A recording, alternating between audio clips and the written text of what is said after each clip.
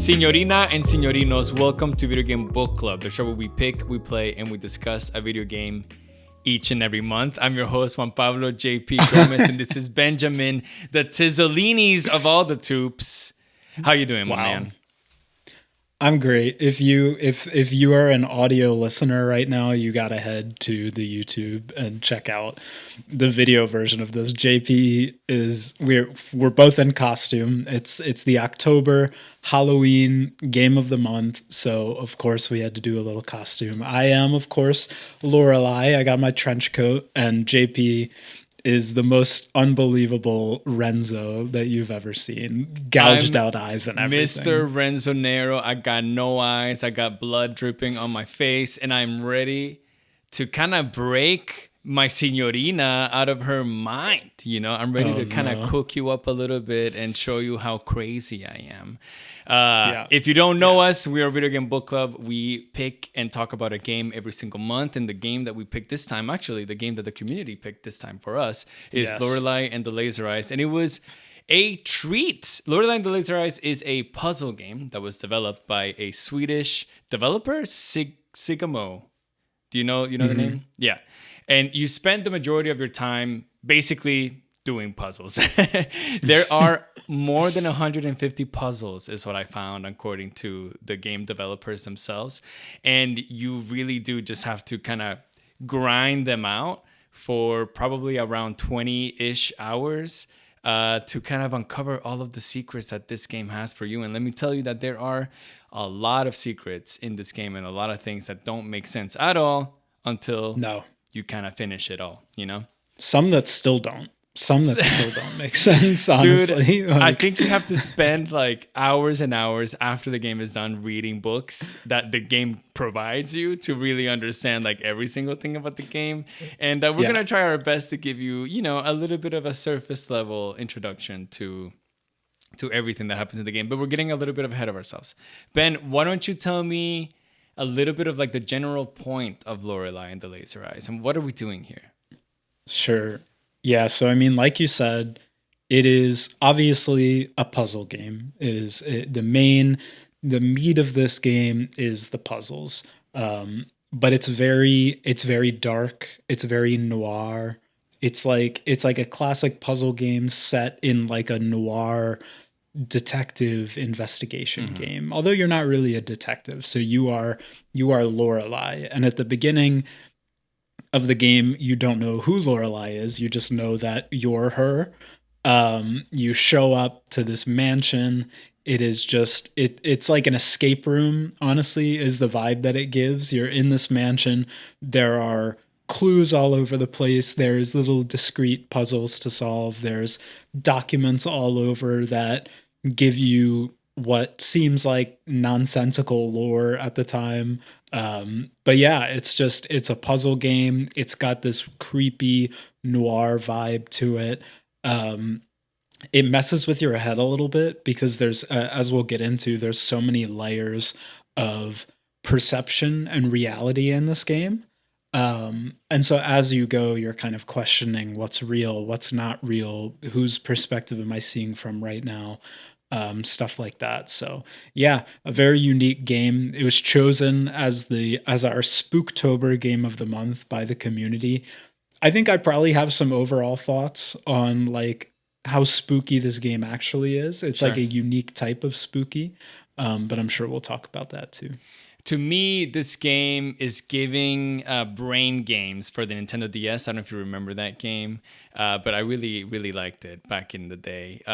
With, like you said, the noir detective story from the 60s. And why I kind of want to give this game the title of Brain Games in a noir detective setting is because that's really what you do. You just solve a bunch of puzzles and brain teasers that some are like, you solve them in 10 seconds, and other ones you solve them in like 5 minutes. You don't really spend like, okay, there's a few puzzles that maybe you'll spend 30 minutes and you'll bang your head against the wall. Like, how the hell am I supposed to do this puzzle? But in general, these puzzles are kind of in short bursts. It's short form, like satisfaction content that the game provides. And it just makes you go to the next thing. When you solve a puzzle, all you're doing is getting a clue or a key or an item or something to solve the next one. And so you kind of are stuck in this cycle of solving a puzzle, feeling really good about yourself. Oh my God, I'm really smart. And then immediately seeing a different puzzle and you start solving. You're like, oh my God, maybe I'm not that smart. This puzzle is really hard. But okay, over there's another puzzle. Let me do that one. And then you just kind of keep going and you don't really understand what the point of it is at all until well into the game, I think. But, you know, I think the game does a good job in capturing your attention in the beginning, not only because of the puzzles, but because of the ambiance. Like you said, it's a Spooktober game. It's very monochromatic. Everything is like black and gray, basically. And you don't really know where you are. You just know that you can't leave. You're in this hotel, there's a courtyard, and then you just kind of, okay, let me solve some puzzles, you know? Eventually things kind of like start clicking and you want to understand the whole point of it all. But at the beginning, the game just enraptures you just because of all of these things that you can do. And the first time that you open a door or you open a gate and it kind of clicks for you, you're like, oh yeah, I'm the smartest man alive, you know? Yeah, I'll say, so in general, I feel like I'm not a huge puzzle game person. Okay. Like I just like it, not that I dislike them, they're just not the type of games that I gravitate towards generally. So I felt like at the beginning of the game, you know, the first time I played the game, I played for probably like an hour and a half, 2 hours. And after I played, I sent an image in, I sent a picture, like a meme in the Discord. That's like, if you're on NBA Twitter at all, you've seen the picture where it's like Tony Snell, minutes played 30, scoring 0, rebounds 0, assists 0, like every just 0 stats. And I sent that. I was like, this is my first hour and a half in Lorelei and the Laser Eyes, because like you get there and there's a couple puzzles to kind of start you out. Like you have to unlock the gate to the mansion, and it's just like a year that's in the very first like letter that you get. So that's like, okay, that's easy. But once you get into the mansion, there is basically nothing you can do for a while. You kind of have to just wander around the mansion for a little bit, trying to open locked doors. Like there's kind of a few lore type things. Like it's kind of set up. The game wants you basically to wander around trying to do stuff that you can't do. And so I was just like, the beginning of the game was really slow for me because I just couldn't do anything. I was like I was constantly finding doors I couldn't open and constantly finding puzzles I didn't have the information for yet. And it was a little frustrating in that regard. But I feel like once you get a little bit of the exposition, and then as you start to get introduced to the puzzles you're supposed to be solving right now, you kind of start to learn like the language of the game, which I feel like that's something people talk about when it comes to puzzle games a lot, because every puzzle game has its own language. They want you to be paying attention to certain things in the room. They want you to be thinking a certain way about different puzzles. And until you learn that language, it's a lot more difficult. But once you do, and once I did, like you said, that momentum kind of picks up a lot, and you start solving one puzzle and then building that into the next and the next and the next, and then it picked up a lot for sure. Dude, that I love that you said that. Can I ask you the first question of our book club? What is the language of this game to you? So I think there's obviously a lot of central things that the game wants you to keep in mind. Mm-hmm. There's 3 dates. Mm-hmm. There's 1847, 1963, and 2014. Those are the 3. Yeah, those are in my head for the rest of my life. Those are the 3 years that the game wants you to be thinking of basically at all times. And I would say like 60% of the puzzles in the game, maybe 50, have something to do with those 3 dates. Sure. Whether it's, you know, and it's not just entering the year itself. It's like using the year as the start of some arithmetic or like, you know, something like that. Mm-hmm. So it's that. And then it's like the names of the characters. There's Lorelei. There's Renzo, who we'll meet. There's Lorenzo, who we'll meet. There's Renate. And those kind of in the same way, it's these central names that you have that kind of get played around with in different ways in different sorts of ciphers and stuff. So I would say that's like the central language, and a lot of the puzzles are kind of basic arithmetic. There's some kind of pattern recognition type stuff, which are pretty cool. And then one of the things that I really liked is towards the mid game, there's some puzzles that really rely on like perspective and Yeah. using different perspectives to solve things. But I'd say that's like kind of the main language of the game is those kind of core concepts. Completely agree. I completely agree. You really need to know those 3 years and 4 names, and then everything will kind of fall into place. There's also some like they call it basic knowledge. The game literally tells you that you require some basic knowledge to be able to finish all these puzzles, and it's simple stuff like can you understand Roman numerals? And even if you don't, they give you a little book of how the Roman numerals work, how to read a clock, an analog clock. How to like the zodiac signs. Do you know them? Obviously Yeah. we know them by name. Do we know them by symbol? No, don't worry about it. Here's a little book that shows you what they look like. And I had a little bit of an issue with that actually in the game. But here at Video Game Book Club, we recap the whole story of these games. So we're going to get right on it. Before we start, I just want to say that Lorelei and the Laser Eyes is absolutely not a linear game experience. You solve things in your own way, and there's 3 like path progressions for 3 like the biggest 3 puzzles that you have to solve, and you can kind of do them at any moment. Kind of, they obviously have their own progression, but you can like stop one and do another one, and you don't really know if what you're solving goes towards one clue or a different clue.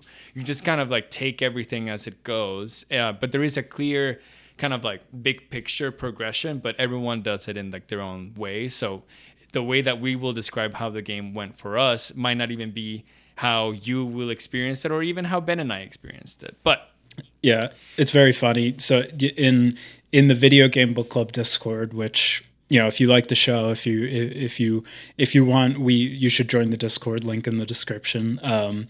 We talk about all kinds of stuff, but we have like a dedicated channel for talking about the game of the month. And it was very funny to talk about this game. We had to make liberal use of the spoiler tag. Oh, yeah. We had like everything everyone was saying was in spoiler tags, and then since it is so non-linear, you would have to give like a plain text like kind of identifier, like second floor puzzle, and then big spoiler block of text. And so people can kind of like, oh, okay, maybe I think I know what that's talking about. Let me see what they're saying and stuff like that. But it was very funny. Yeah. A game like this, the game of the month discussion channel was just like lists of spoiler tags basically. And the first question always to answer your question, if you have it in the Discord, is, hey, have you been here yet? Or have you opened that door yet? If you have, then okay, I'll help you. If you haven't, you should probably maybe go take a look at that, which Yeah. for a game like this, a puzzle game, is just so funny because you think you have all the information to solve something, but half the time you don't. And so you just have to kind of keep going. But we're going to divide the game in 3 acts. And so the first act basically is the early game, kind of like understanding the language of the game, like Ben was saying. And the game opens up with literally 0 context. It's one of those very, very rare instances in gaming where you open up the game and there's no narrator, there's no cutscene, there's nothing. You press new game and then you're there. You're playing already. You are by your car. You are Lorelei, you're a woman, you don't know who you are, I guess. You can have basically access your menu and that's it. And in the menu, you have something on your top left side that says 0% of the truth recovered. And you're like, okay. And then you see this hotel in the distance. So how did you get here? With your car. Does your car work? No, it doesn't work anymore. If you try to leave, the game says, sorry, you can't leave. You're stuck here. The only thing that you have is tampons, and you can access the glove compartment of your car. And in there's a booklet, kind of like a game manual of sorts. And the developers of the game are talking directly to you and telling you, hey, you need this to solve our whole game. Basic knowledge of things like we just mentioned, pen and paper, so you can solve the puzzles using writing things down. It's really easier, a lot easier if you do that instead of like doing everything off the dome. Like Ben says, there's a lot of arithmetic that you have to do. Very simple stuff, nothing really major. So don't feel intimidated by that. And I think probably the biggest information of them all is, hey, sometimes someone's gonna point a gun at you, and if they shoot, it's game over, and you're like, okay, ominous, but thank you very much. Yeah, when I was starting the game, I think I read the manual, but I just like flipped through it. Basically, I didn't read it in depth. And the first time that happened to me, the first time I got shot and I got sent back to an earlier save, I was like, what? And I went and I sent a message in the Discord like, dude, I just lost half an hour of progress because I failed blah blah blah. And people are like, you didn't read the manual, did you? I was like, nope. It's so funny too, because like half an hour of progress in this game could be like 2 minutes of actual gaming. Yes, true. Because it's like 28 minutes of just thinking of things, and now once you know how to solve a puzzle, you can just go in and input the actually, man, now that I'm thinking about this, I wonder, like, I didn't look up a speed run of Lorelei and the Laser Hearts. I'm sure it'd be so funny to speed run it because you know how to solve all the puzzles. You can just go in and just input everything. But it's interesting, and this is actually a really interesting point to talk about right now. You can actually do that. Like, there's no one answer to a lot of the puzzles in this game. The game does a lot of randomization, so you have to literally solve the puzzles in this game in order to get the answers. Like, you can't just, from a speedrun point of view, you can't just know the answer and go put it in. There's a few where it's like that, like for some of the more simple puzzles, but for the big, like, game defining puzzles, they're different for everyone. The answer you have to put in is different than the answer that, JP had to put in, basically. Wait, what? Really? Yeah. A lot of the main puzzles in the game are totally random. Like, the error codes, the Greek letters, the symbols, everything. It's totally random, which is really cool. It's really cool from a game design point of view, but it also makes it really frustrating sometimes, because if you're totally stuck and you're just like fed up with a puzzle, maybe this didn't happen to you. It definitely happened to me. And if you just like, I'm, scenarios where I'm fed up, I'm like, I don't want to think about this anymore. I just want the answer so I can go to the next thing. People can't give you the answer because they're dude. I mean, I can tell you roughly how to solve it, but I can't give you the answer because I don't know the answer. It's different. So, but just, you mentioned the speedrunning point, and it made me think of that. But that is a pretty, central mechanic to the game. That is so neat. I did not know. The only thing that I knew was randomized was the SC Bolt brain teasers. I think everyone gets those 20 brain teasers, but they're in different order, so they all open different doors. So you can just go and like put the same number in. Interesting. I knew those I didn't were know randomized. That. Yeah. Hey, dude, we just learned so much in Video Game Book Club. But okay, so you are Lorelei. I guess you don't really know that right now, but you're a woman and you're by your car. You're like driving into a hotel. The hotel is in the distance, and you say, okay, well, all I gotta do is go to the hotel. But you do have one thing in your possession besides tampons, is you have a letter, and the letter basically is dated December 1962. By someone called Renzo Nero, or R. Nero, I think is the only thing that you know at this point. And it tells you, or is addressing this person, hey, I am looking forward to seeing you next month. Next month being January 1963. And you're assuming that you are right now going to this hotel to meet this man. And so you kind of put those things together. Cool, I'm going in there, but why is the gate locked? I can't walk into the hotel.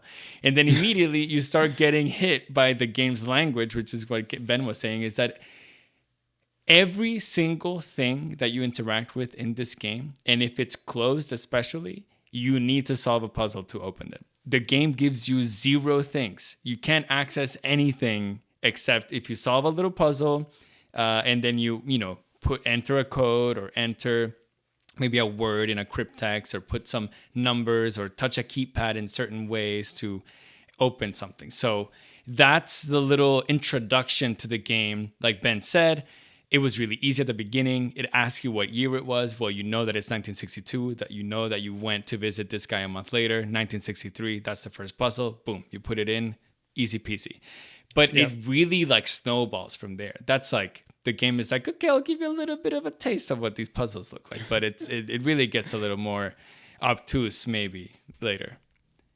Yeah, for sure. So, yeah, I mean, you get in to the hotel. Eventually, there's a few of these kind of similar puzzles, like year-based puzzles, to actually get into the hotel slash mansion slash whatever it is. You make your way in, and it's totally empty. There's nobody there. And this is kind of where the part that I was talking about comes in, because when you first enter, like JP said, the game doesn't give you anything. You have to access everything, and you can't access anything right now. There really all you can do is walk around, look at some very basic. There's like a few flyers hanging up and stuff like that, that have some cryptic information that pretty much means nothing to you right now. So you can see those. You can save your game for the first time, which this is a game kind of similar to like a Resident Evil, where you can only save the game in very discrete locations. So there's computers throughout the game that you have to find to eventually save the game. So you're just kind of learning these very basic things about the game. And one of the first things, kind of plot things that happens, is after you've done enough exploration, see it when you're probably frustrated at this point, like, what am I supposed to be doing right now? When you come back to the lobby of the hotel, somebody is waiting for you. Somebody that looks a lot like JP is dressed right now. This mysterious man with slicked back blonde hair. So JP didn't dye the hair, but that's okay. I couldn't stick it back here. Yeah. But he's got the slicked back hair. He's in this suit. And he addresses you as Signora. He says, Signorina. Welcome. Welcome to the hotel, Signorina. And he just like spits a few things out at you. He's like, wonderful to have you. Let me know if you need anything. I'll be in this room. Oh, by the way, bring me the script pages that you were supposed to bring. Okay, bye. And then he disappears. Yeah, disappears. He gives you like, exactly. He doesn't give you anything. Also, this guy immediately, he's so annoying. I hate how he speaks. Yeah. He speaks all in like metaphors, like the rose petal fell on the river. You have arrived in this hotel. I'm like, do not call me that. Do not call me that, brother. Like I'm already annoyed with you. But he tells you, he does ask you, do you have any questions for me? And you can ask him 3 questions. But basically all of them revolve around the same answer. He's like, well, you're here to solve the project, to help me with the project. You're here. Signorina, just walk around and explore. It'll be part of the project. And you're like, what the hell is the project? Like, I don't know why I'm here. And he's like, don't worry about it. Just bring me my script pages. I'll be locked up in a room and then I'll see you later. And like Ben said, that's it. So you get introduced to this guy and then he locks himself up in a room. Where he was a little like side like lobby area, like a security room kind of, where you have a phone, you have a computer, and a surveillance monitor that only is used to solve one puzzle. I thought we would be able to use it for like different things. But then you can access a key. So you find a key to the room 2014 and you go to this room, you open it, it's in the 3rd floor, but someone's in your room. There's a grandma laying on the bed that is probably supposed to be your bed. And she opens her eyes and she has motherfucking laser eyes. The whole game, like we said, is monochromatic. It's black and gray. And there's these like little spurts of color everywhere, like footsteps somewhere where someone did something here, or maybe a keypad that has red on it. It's all like kind of like pinkish, reddish, neonish. But this lady who's laying on your bed has full-on pink eyes. And every time you try to interact with her, she doesn't respond, she doesn't react, and there's nothing that you can say to her that will make her say something. So you're like, okay, I guess that's happening, But it's really unique because it's the first moment in this game where you have to produce information. Like the only way you can interact with the woman is by physically typing in letters. So you have to say a specific phrase, seemingly, when you first interact with her. you'll probably type in a thing or two like hello or what, and there's just no response. But it's it introduces that type of mechanic early on where you yourself have to produce information. It's not multiple choice. You have to know exactly what to say there. And we probably all did the same thing. You know, I said Lorelei, laser, Right. eyes, Renzo, speak up. You know, Shy Ronnie, speak up, and she doesn't say nothing. But at this point, you have now access to, like we said, the hotel is 3 floors. It has a courtyard, it has a backyard, and it has a basement. You immediately, maybe like in the first couple hours, find a library where you pick up a few books that are really important. One is your SC Bolt book, volume 1. It has 20 brain teasers that if you solve them, then you can open up shortcuts around the hotel so you can navigate the hotel a lot easier. And then the second book that you find is all about, or information about, these film posters. And these posters are all over the hotel. But when you interact with these film posters, they don't seem normal. There's something weird with them. And what it is you have to solve a small like puzzle within these film posters that then open a door into a small room. And inside that room, there's a little box. Then you have to interact with that box and solve a different puzzle to finally open the box and extract a disc.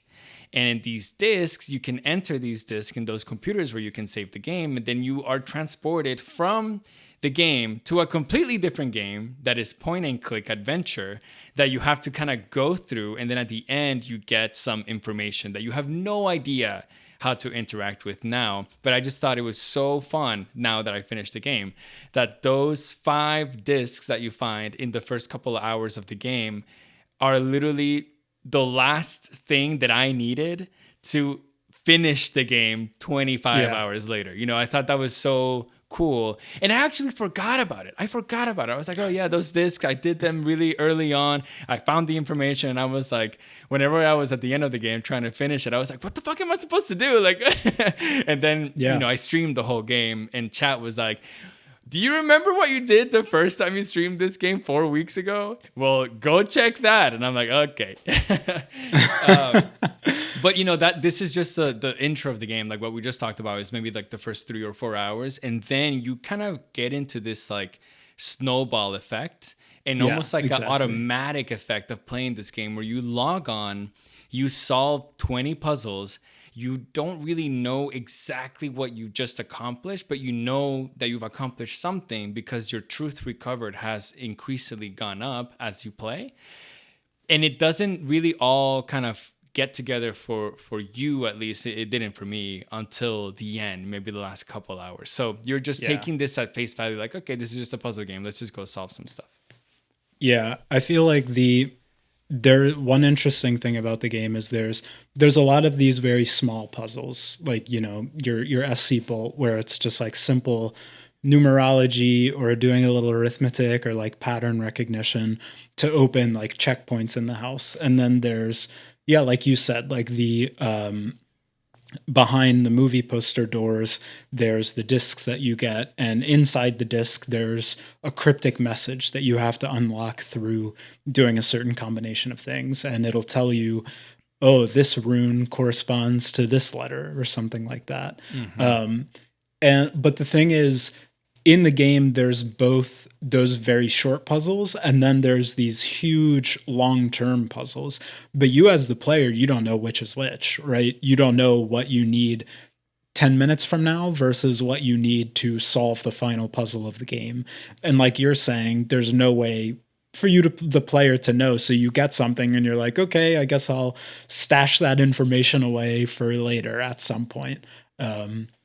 And that's another thing I like about the game is in games like this, you know, there's a heavy note-taking component. Like in the game manual, they told you, hey, you'll want to take some notes for the game, but they also do something that's really helpful, which is every document you inspect, every book that you read gets saved in like a repository that you can then just access anytime you need.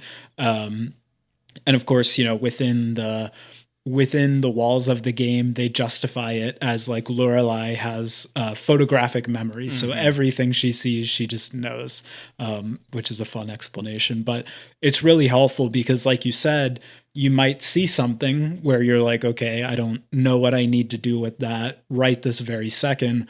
But maybe you come across it a little later down the line. You can say, oh, okay, well, let me just go back and consult the notes. Basically, I'll consult my own notes and we can figure this out. It's so funny talking about the mental notes that you have. Basically, like Ben said, you have two kind of menus. One is all the information that you are reading, or like anything that you interact that you need to remember for something. Then you can access that, whether it's a book, a note, or a film poster or whatever.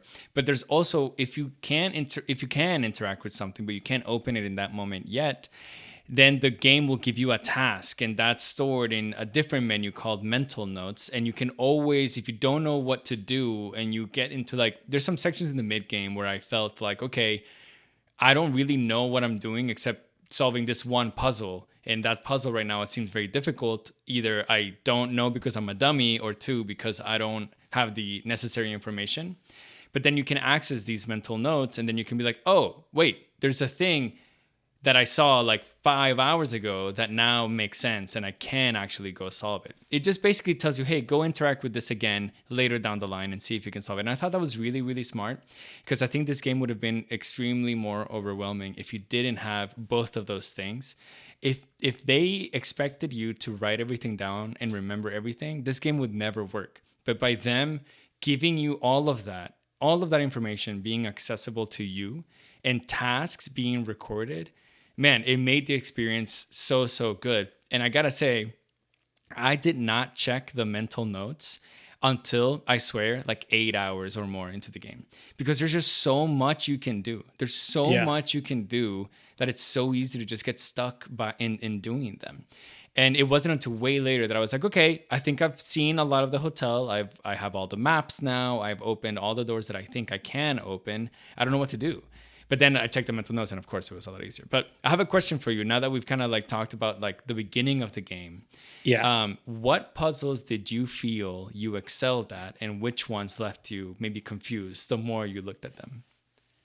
Yeah, it's a good question. This game taught me a lot about how my brain works, Yeah. basically, because everyone's brain works differently. Everybody interprets things differently. And so I feel like I have pretty good like pattern recognition type puzzling. So like a lot of the SC Bolt ones where it's like identifying the next number in a sequence, or identifying like doing the basic arithmetic or something. I feel like I was able to pick up on those really quickly, versus some of the other ones that are a little bit more abstract, like the piano puzzle, for example, which God. is a little more of a mid game puzzle that we'll probably talk about. But it's like Worst. that's a type of puzzle where it relies on kind of viewing something from a different way. Like, I think once I see something and interpret something, I have trouble shifting my perspective and seeing it through a different lens. So stuff like that, where I went in and my initial impression of the puzzle maybe was wrong, and I had to think about it a totally different way. Those are the ones I struggled with a lot.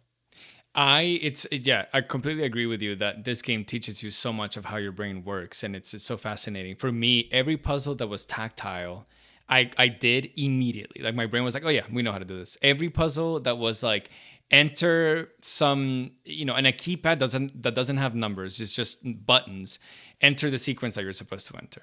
And it's very abstract. You have a piece of paper and you read it and you're like, what the hell is this? But I immediately was like, oh yeah, boop, boop, boop, boop, boop. And I put those in. So everything that was like almost like I could feel it with my hands, I excelled at. I think pattern recognition was something that I did okay. I wasn't like the best at it, but I think I did reasonably well.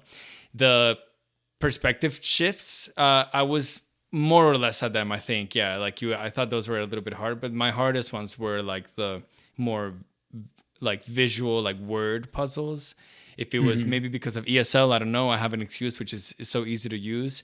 But when it's puzzles where I'm supposed to like be reading something and like read between the lines, of some sort of body of text, or maybe like there's one particular puzzle in Etsy Bowl that was like basically a language that you don't know, and it's just everything is written in this language that you don't know, and you have to find like a word sequence, a number sequence from it. I was like, what?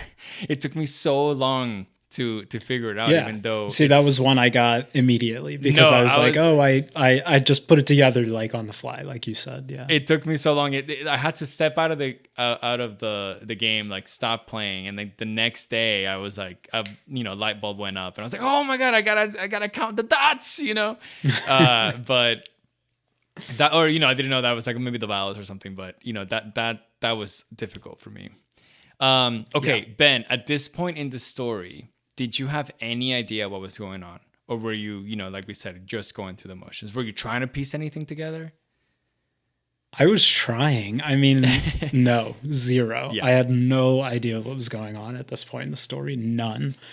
Every it's just overwhelming. It's like a deluge of lore.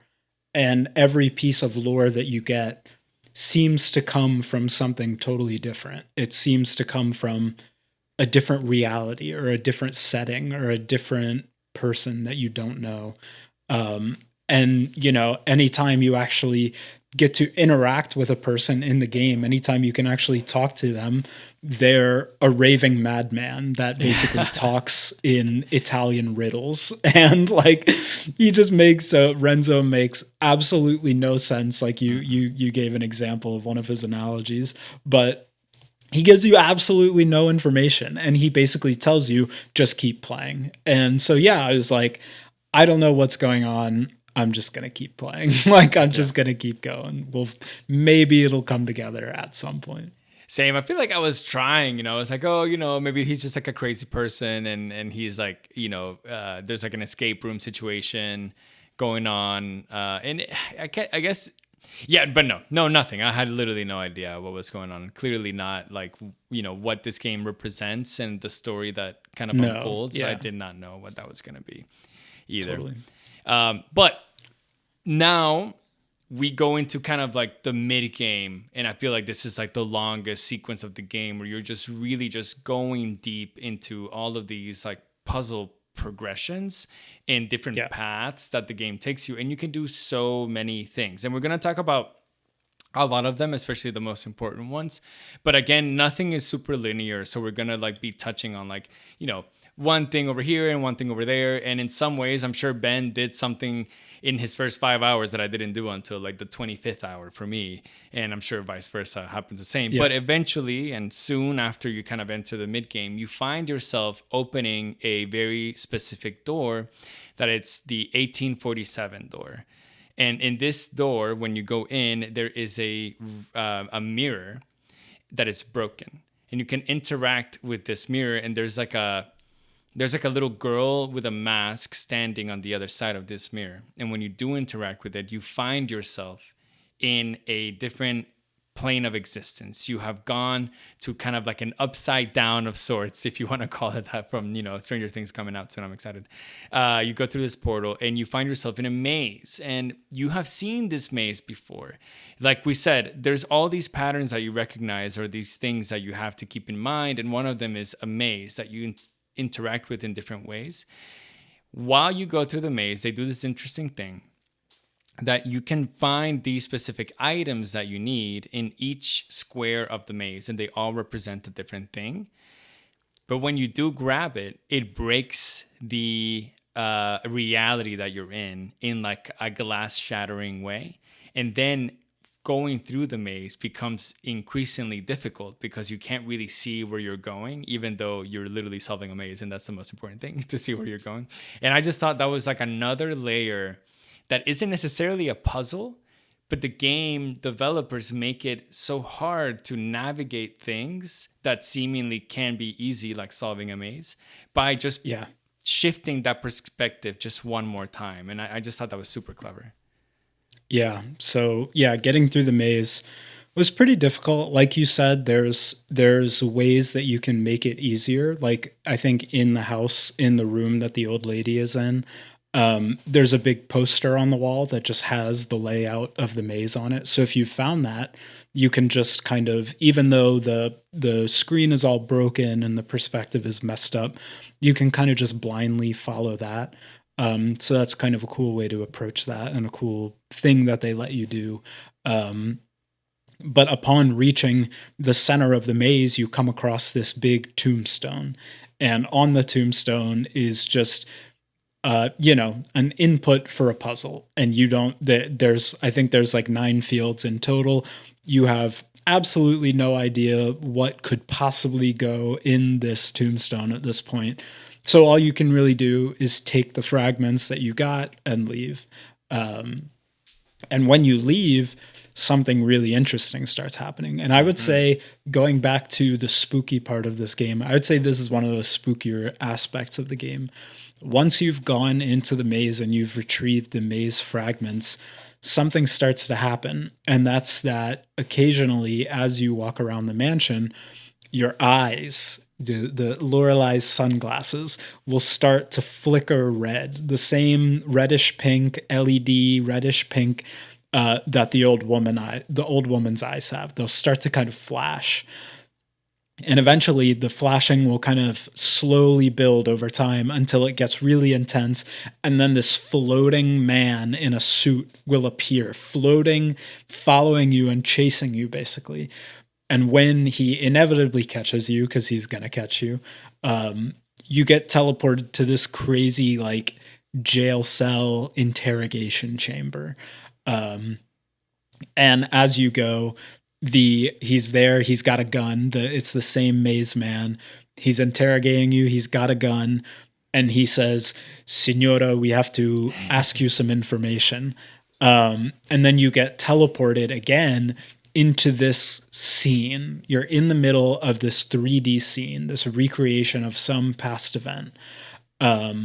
And in the scene, there's a lot of characters. Normally, there's like Lorelei. There's like a version of Lorelei. Sometimes there's somebody that looks like Renzo that occasionally shows up. But there's little facets of the scene. Mm-hmm. There's like, there'll be a poster on the wall that has a pattern on it, or there's a bunch of pieces of paper on the ground that all have the same drawing on it. And so you have to sit in this scene for a while and try to soak up as much of this information as you can, because then you get kicked back to the interrogation chamber, and the interrogator puts it up to you and asks you, and this is another aspect of the randomization of the game, asks you a random question about the scene you were just in. So he'll say, how many coffee mugs were on the desk? And if you give the right answer, he says, okay, that matches our information. And he gives you a script page. But if you give the wrong answer, pow! You get shot. And as the manual told us, you get game over. You get kicked back to whatever your most recent save was. So it's a pretty stressful thing. It's like when you get in that scenario, you really kind of lock in, and I'm sitting there thinking like, okay, there's a painting on the wall there. The screen says this, there's 4 cups, and I'm trying to like, I'm making mnemonic devices in my head to try to remember all these things. I'm like going. Then I get back and I'm like, okay, I know this one and I get it. So, but that's kind of one of the more unique things that starts happening in the mid game. Yeah. I feel like I always overcook those a lot. Like I would really start trying to get every sort of information that I could. And like you said, do like, okay, there's 1 person, 2 cups, 3, and like kind of do something like that, for me. And then they would ask me the question, and then it was a lot easier than I expected, until like the 7th page or something, where I got it because I didn't know the answer, and I was like, bah, But the first time that I called these guys slab heads, because whenever you find these puzzle slabs where it's like a piece of the puzzle or the maze, sorry, they're these like concrete slabs. They look like a slab of like concrete or something, where there's like etched a maze over it, and these guys look like that. So I called them these slab heads. But the first time that a slab head followed me and like appeared out of nowhere and kind of gave you that first jump scare, I immediately interacted with him. I didn't run away or anything. I like turned around and I was like, give me a hug, brother. I'm sure this is part of the game, and I'm sure I need to interact with you right now. So let's get it going. I of course was telling chat like when I died the seventh time, I was like, yeah, I never lose to these. Like these are so easy. Like Oh I'm never. no. I think Ben got in one of these, but I never get got in one of these.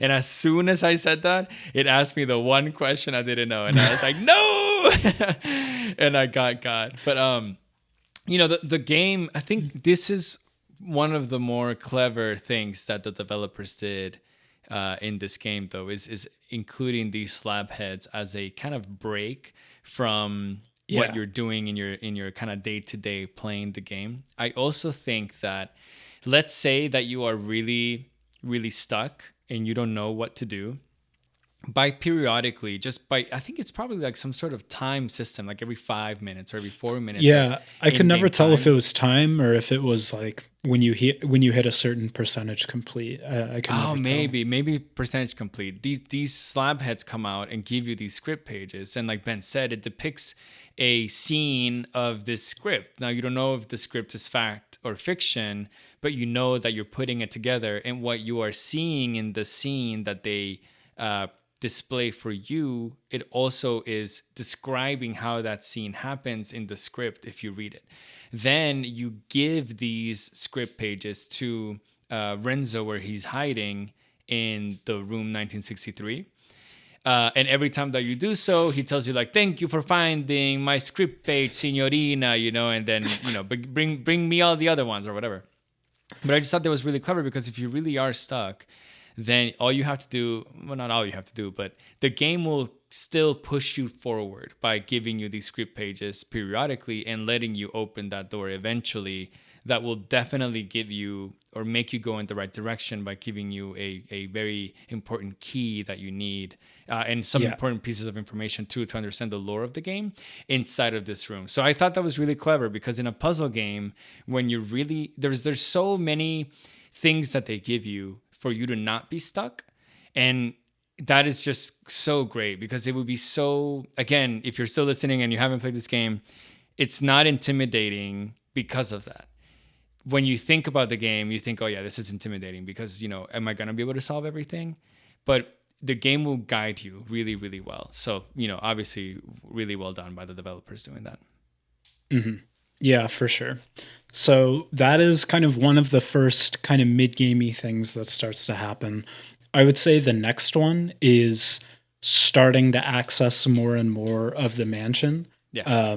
And the primary way that happens is as you walk around, you'll probably start noticing there's two main types of doors. There are doors that have a year on them, a seemingly random year. And then there's doors with either a pattern on them or like the suit of a card on them. And I think the main way that you start unlocking more and more parts of the house is through these suit keys. And the way you get those essentially is you have to access a certain room, the music room. And in the music room is a big grand piano. And on the grand piano is, on the keys is written some numbers, 2 years, I think 1963 and 2014, if I remember correctly. And also on the piano, on the stand, is a bit of sheet music. And so I play a bit of piano. I know JP does as well. So we both probably have some type of intuition of like, music notation and reading sheet music and stuff like that. So this is an example of one of the puzzles I was talking about where I immediately interpreted it in one way. And the way to actually interpret it was totally separate and totally different. So being somebody that can read a bit of music, I was immediately trying to interpret it through that lens. I was like, okay, we need to play this note a certain number of times, and we can play these notes in rhythm or something like that, something along those lines. And the actual answer was literally just counting the number of notes in each box and pressing the key that corresponds to that number each time. So much simpler than So what simple. all the methods I was trying to concoct. But yeah, I that was just a huge example of one puzzle that I just like could not shift my perspective around until I was eventually able to get it. But when you eventually get that, the cabinet of the piano opens, and inside is a rose. And another thing you will have gotten at some point, I forget where exactly you get it, but you get a ticket. You get a ticket to a magic show. And one thing you may remember at this point is on your way into the mansion, there was kind of a like traveling carriage, maybe. Yeah, like a traveling carriage. And on the door of the carriage, it says enter ticket to enter or something along those lines. So you go there, you enter your ticket, and who emerges from the carriage but Lorenzo the Magnificent, this magician character who looks a bit like Renzo. He's got the same color hair. One interesting thing about this game is you never really see people's faces for the most part, or maybe just Renzo specifically. Renzo specifically, I think. And Renee, but too. You don't see Renee's eyes. Right. You never really see people head on, except for a few people. Like it's always kind of their mouth or their forehead or like maybe a side profile or something. But this guy comes out. He looks like Renzo. They have the same color hair. And he says, to enter, you have to give me the reddest rose. And if you've solved the piano puzzle, you're able to give him the rose. If you haven't, you have to go find that somewhere. But once you give him the rose, you go in and you're transported into another one of these alternate realities. Everything is red.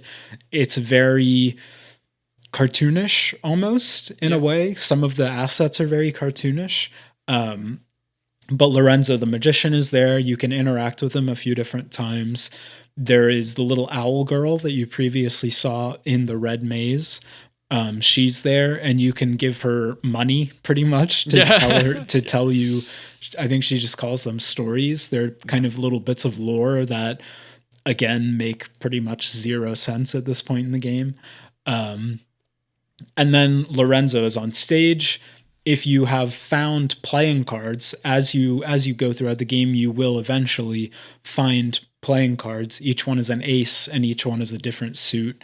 And as you get those, you can give them to Lorenzo on stage, and he'll exchange them for a key that corresponds to that suit store. And so once you unlock the magic show and once you start getting the cards, I would say is when the mansion really starts to open up. And the progression becomes almost linear in a way, because it's like you get one key, you open that door, you go in, you solve more puzzles, you get another card, you go back, you get that key, you open the door, you go in, you solve more puzzles, and it kind of repeats. But this is when, kind of in the mid game, when the mansion really starts to open up. Yeah, and I think, but I have a question though, because a lot of those rooms that have those suits, it didn't really give you anything other than another card to open the next room. But all of them are just pieces of lore, right? Like, what overall puzzle does the actual suit doors or suit rooms help you solve? Because I think the other two that we're going to talk about, which is the quiz club and the gaming consoles, that's what gives you the other two pieces of information that you need to finish. But I found these suit cards really annoying because you use so much of your brain power to solve these puzzles, and then you open the room and all it is like fucking a lot of text to read, like a bunch of like letters or notes or scripts or whatever that you need to read to understand the point of the game a little bit deeper. And I'm like, I don't want to do it. I don't want to read, I just want to do. But yes, I mean, obviously you want to open everything in this mansion, and part of that is opening these suit doors and suit rooms and kind of keep diving into everything of this mansion. There's also two very particularly interesting kind of sequences that you have to do. Renzo will appear. Okay, even though he's like hiding in that room in 1963, he appears a bunch everywhere. Like you do a specific thing and he's like, Signorina, and then you start talking to him.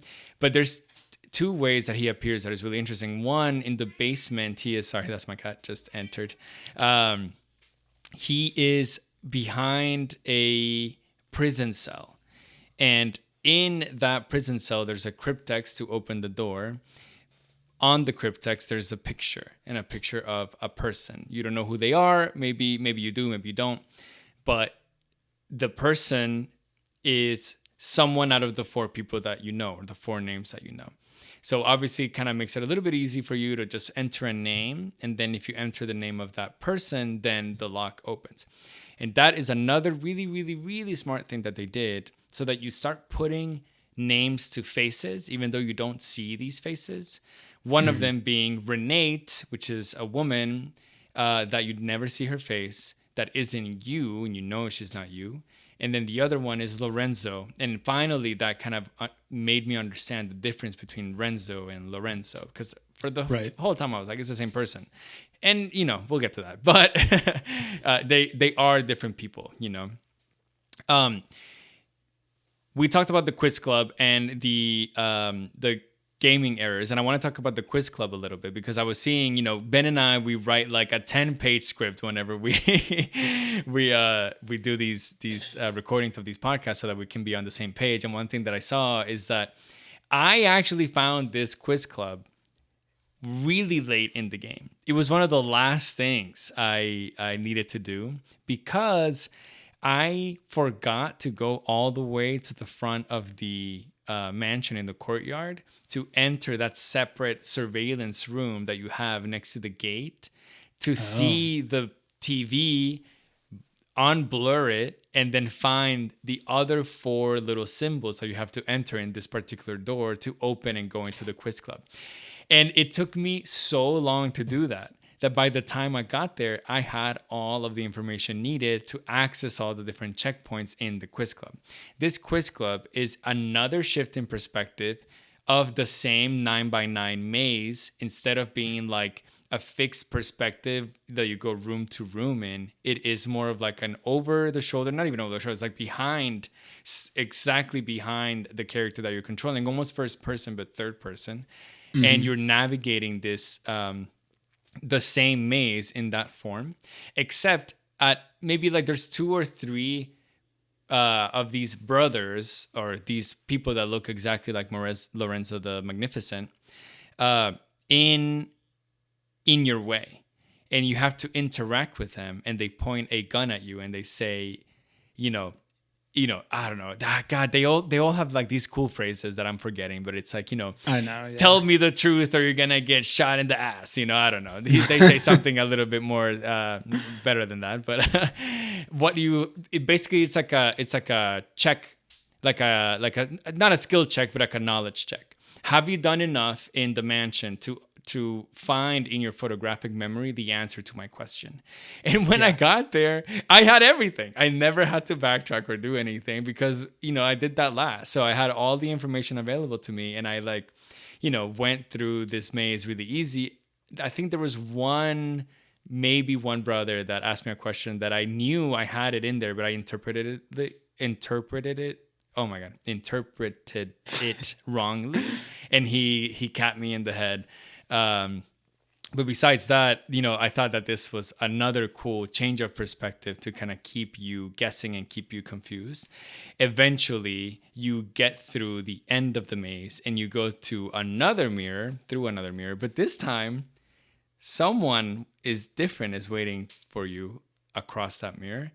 It's the grandma. It's the old lady that has laser eyes, and you're looking at yourself. You're looking at yourself in this mirror, you as the young Lorelei, and across from you is the old Lorelei. And so you're like, oh my God, she's me. I'm her.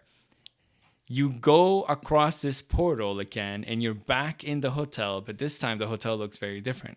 It's a lot more ominous than it usually is, and it looks like messed up. Like something is not right with this hotel.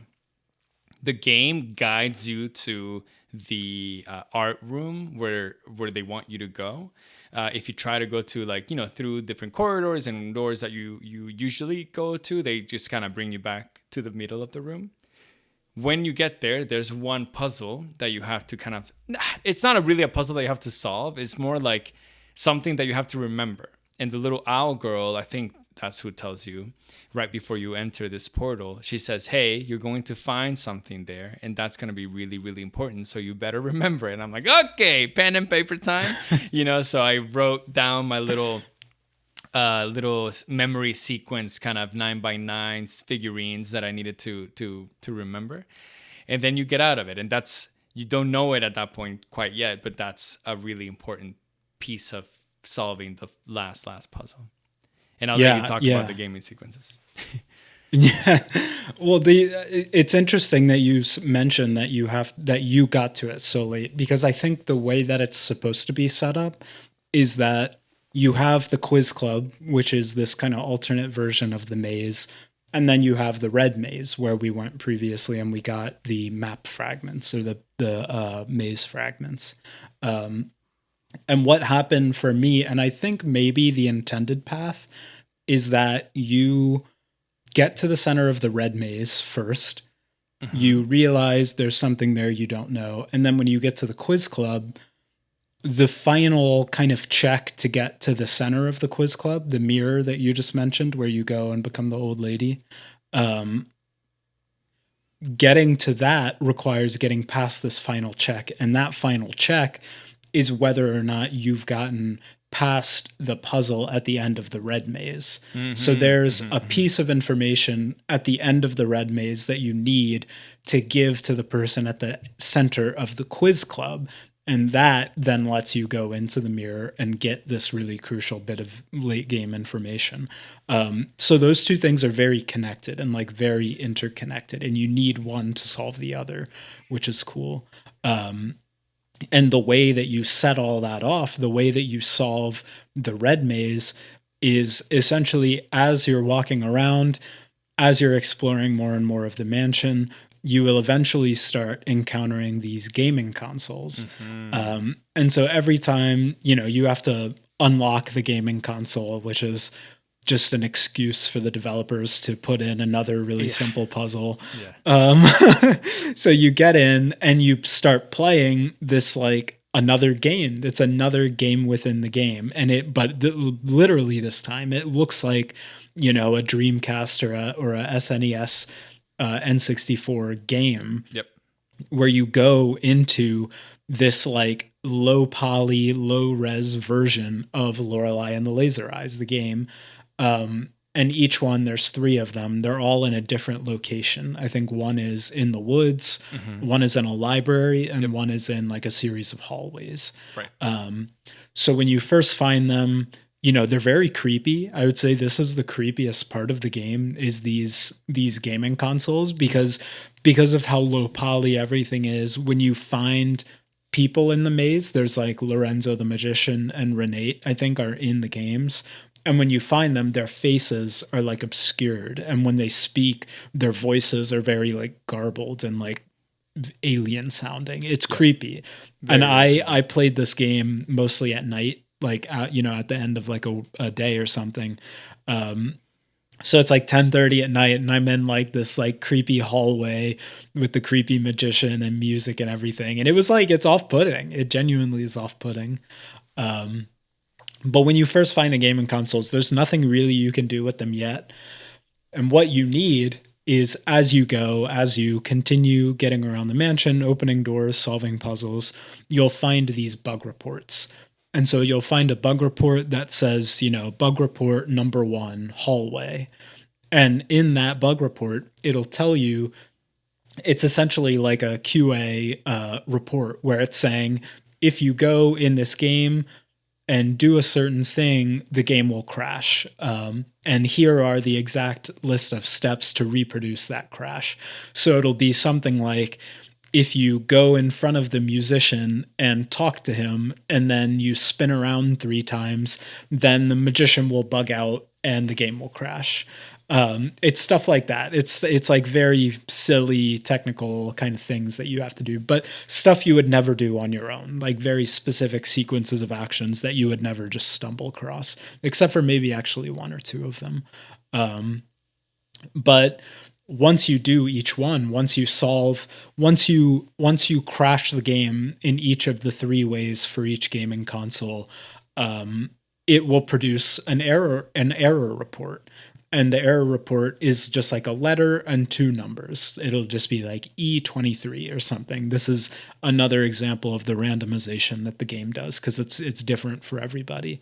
And then as you get the error reports, you realize that on the bug reports where it tells you how to get them, each bug is given a Greek letter. Mm-hmm. So it'll be like chi or omega or something like that. And so you start kind of putting together that Greek letter is associated with this string of three numbers and letters or something.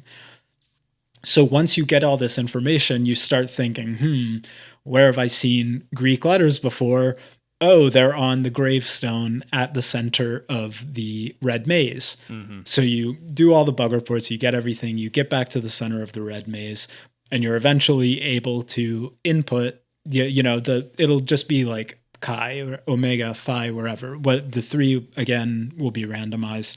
And you have to input each sequence of numbers. And once you do that, you can get into the center of the red maze, and that is where you get the sequence of messages that you have to tell to the Minotaur at the center of the quiz club, and that lets you into the mirror that will give you this kind of late game piece of information. So that's one of the more like interconnected and like long-term puzzles within the game. I would say it's like the most long-term series of puzzles in the game is that kind of sequence of events that I just described. But it's a really satisfying one to solve, because like the individual steps aren't crazy puzzles that you have to spend a ton of time on.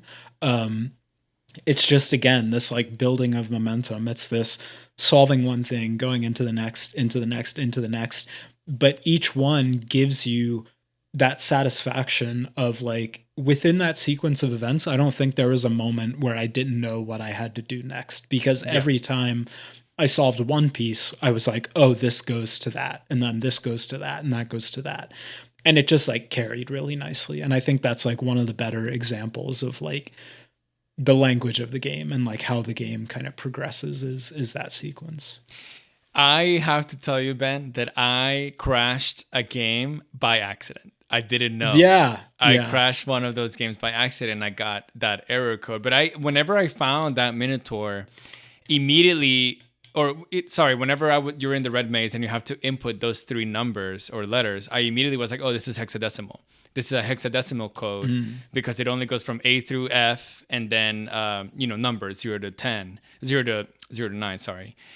And whenever I crashed the game, I saw that the error code that it gave me was hexadecimal as well. So immediately I put those two things together and I was like, oh, okay, I need to figure out these hexadecimal codes for this thing.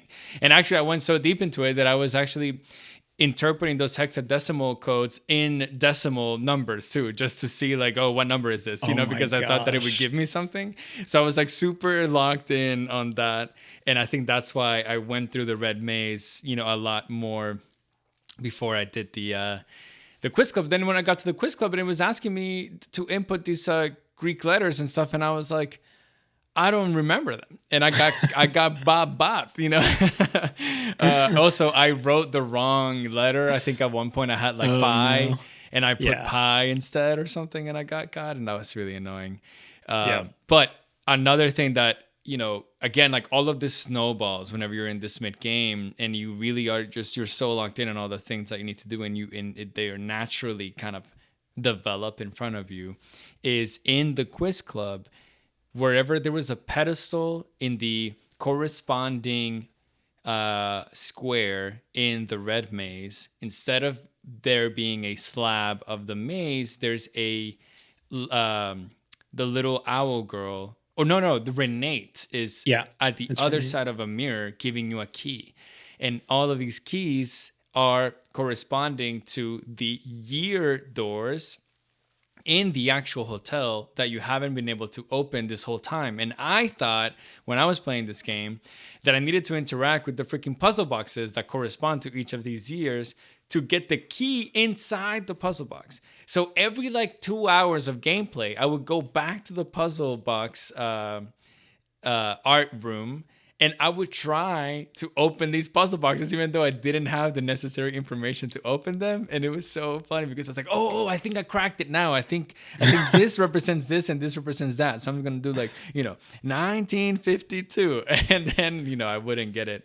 But whenever you open, it's really really cool that this is one of the last puzzles. But whenever you get these keys, then you can go to these year doors, you open them, and then the game kind of shifts its direction of puzzles, and for the first time gives you these really interesting perspective change puzzles where either you as Lorelei have to interact with these kind of objects that are in front of you in a certain way so you can see a pattern and then be able to open and unlock the puzzle boxes, or you grab a camera, like an actual camera, you look at things through a zoom, or you zoom in and zoom out and look through holes and stuff like that to get another pattern, and you can open these puzzle boxes. And the puzzle boxes, what they do is that they paint a picture of Lorelei's life story, and her story of being a little girl that grew up with her aunt for like the first 4 years of her life, and then went back to her parents' house, and then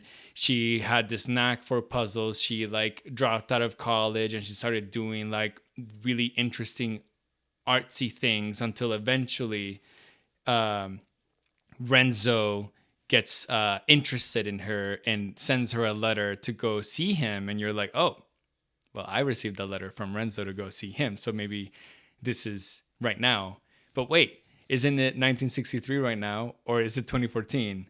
Because I have all of the information of Lorelei's life. So is this happening now, or is this happening in the past, or is this happening in the future? But you start putting this kind of story of her life together, and you don't know it, but you have all the information you need to go to the last puzzle of the game. But before we get there, yes, I have a couple questions for you. Okay. Did any of the mid-game puzzles make you want to quit this game? And can you talk about if the game handles these moments where seemingly there's nothing else that you can do but solve that one puzzle well, or not well, in your opinion? Yeah, it's a really good question. I would say no, first of all. There were puzzles that frustrated me. None of them made me want to stop playing. And in terms, I think to answer this, I have to like talk about my perspective a little bit as somebody playing this game. So like I like a good puzzle. I appreciate a good puzzle.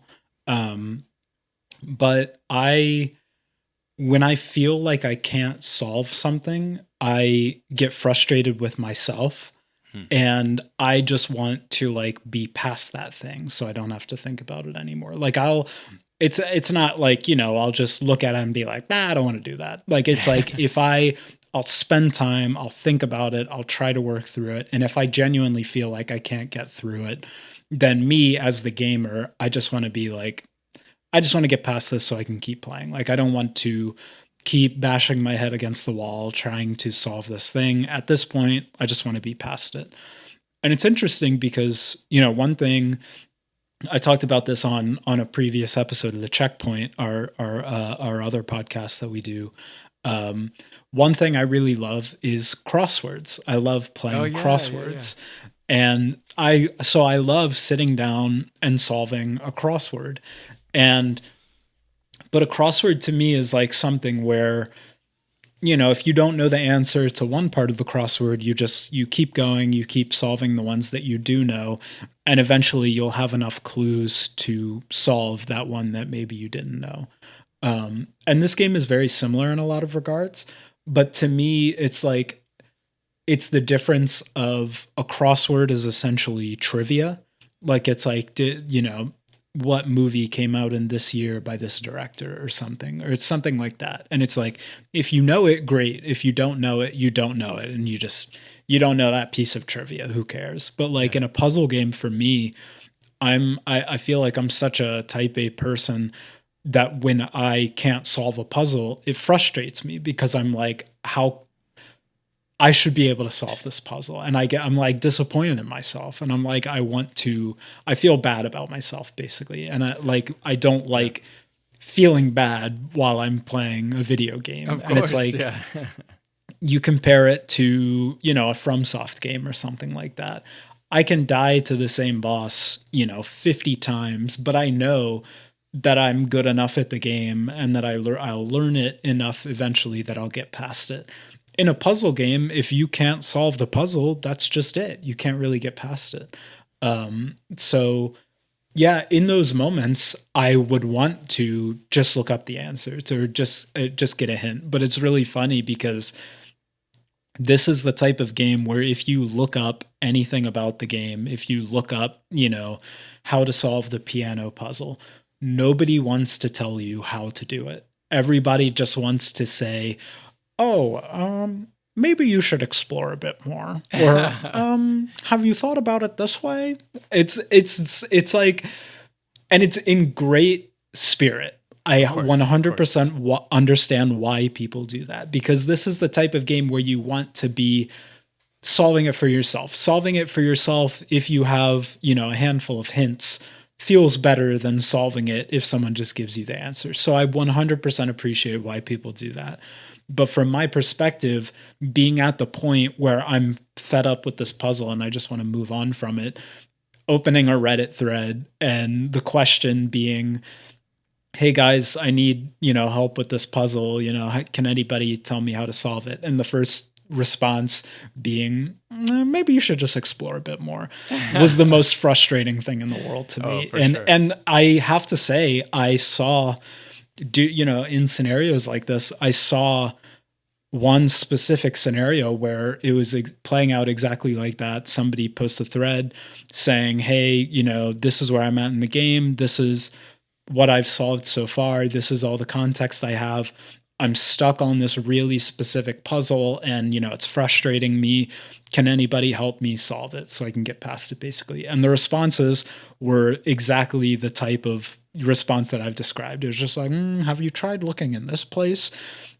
And the person came back and was like, "Yeah, it's not really helping me. Like, I think I just have to put this game down for a while because it's Yeah, really frustrating me. And like, yeah, I would prefer to just move on and I don't think I can do it." And so it's yeah. like, that perfectly encapsulates it. It's like, there comes a point where you need that helping hand and people don't really want to give it to you because they want to preserve your experience. But that comes at a cost sometimes. Yeah, definitely. And I mean, people want you to experience things the way that they experience them, and Yeah. sometimes it's just that's just not how it works. But so I kind of like completely understand your frustration. I had the advantage and the disadvantage of playing this game while people were watching me. And I told when I finished the game, I was telling the viewers, I was like, imagine you playing this game and there's 5 people behind you Yeah. watching you play the game. Yeah. Yeah. Every time there's a puzzle that you immediately you don't know how to solve, you start thinking, "Oh my god, there's people watching me. They think I'm stupid." I mean, no one ever. I want to say that no one ever made me feel that way, but you immediately start thinking that yourself. You're like, "Oh my god, people are watching. Did I take 30 seconds to solve that? Did I take 5 minutes? Did I take 10 minutes? Have I not spoken in like 4 minutes?" But that disadvantage was pretty big, I think. But the advantage was if I had the necessary information to solve a puzzle, the chat would usually let me know you can solve this. Not by telling me the answer to the puzzle, but by being like, "No, you know this," or like, "You can do this." And that was a Right. big advantage because sometimes I didn't have to like, you know, walk around and backtrack too much because I was like, "Oh, okay, I have the information. Let's just kind of lock in and do it." And it wasn't until that piano puzzle and maybe a couple of other things that I did straight up was like, I need someone to tell me, like, don't tell Yeah. me the answer. What do I need to do? And it wasn't, maybe a handful of times that I did that, maybe on between 1 and 5. But I think, if you play this game, you also probably had those moments. And just like that person in that Reddit thread, sometimes all you have to do is just give the answer. Like it won't kill their life. It won't break the game for them. It won't send them in a spiral of, "Oh my God, I should have done that myself. I hate myself." No. People live so many different lives and have so many different stresses in their life, and they don't want to add one extra stress by not being able to Right. solve a puzzle, Right. and someone telling them, "Nah, I don't want to tell you," basically, Basically. for their own benefit, not the benefit of the person asking the question. So I completely understand, and I all of it comes from a very, very good place, though, obviously. But something else I wanted to talk about was the one button to rule them all, dude. Oh my goodness. I cannot believe the menuing of this game and the interaction of this game. It's all one button, and it is literally so annoying and so frustrating to play this game. One of the biggest things that I had was sometimes you needed to open a book, and at the end especially, you needed to open certain things in your photographic memory menu that was at the fucking bottom of like 3 different menus.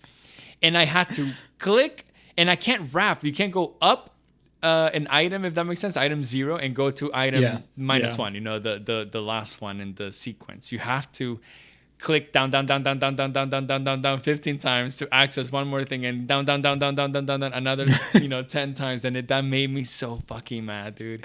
It made me so annoyed, and just accidentally clicking my menu, like trying to menu and instead interacting with something, was also so frustrating. Why?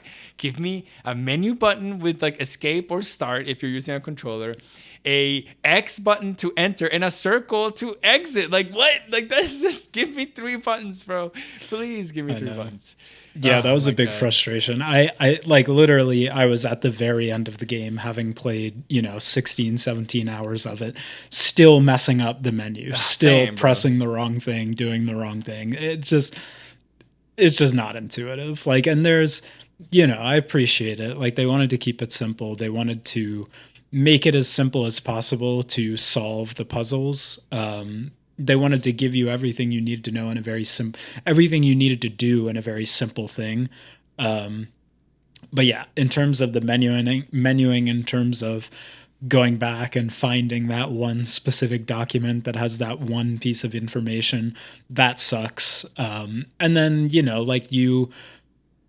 one thing that's interesting is that you can't just open a puzzle and then close it. Like, you can't open a puzzle and say, "Oh, I don't know the answer, I'm just going to back out." You have to make an attempt to solve the puzzle in order to get out.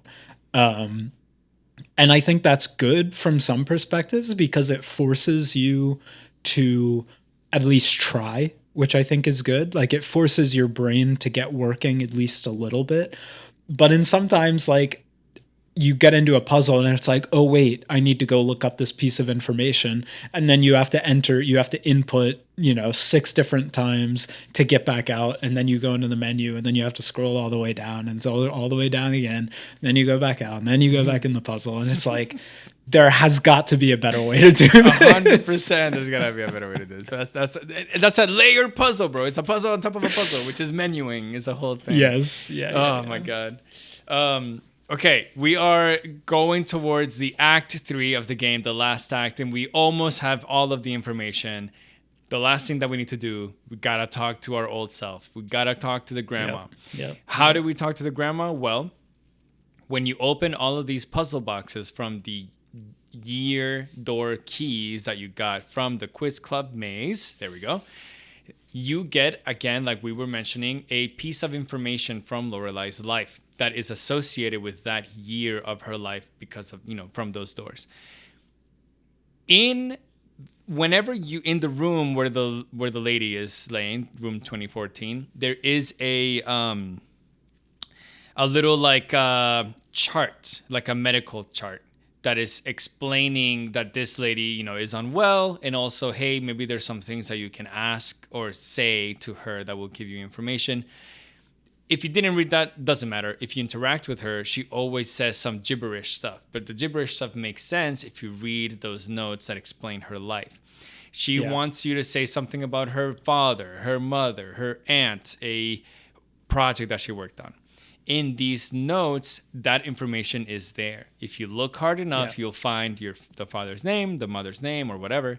And if you enter that information to her in that little text box that opens up. Then she'll finally say something to you. But wait, she does not speak.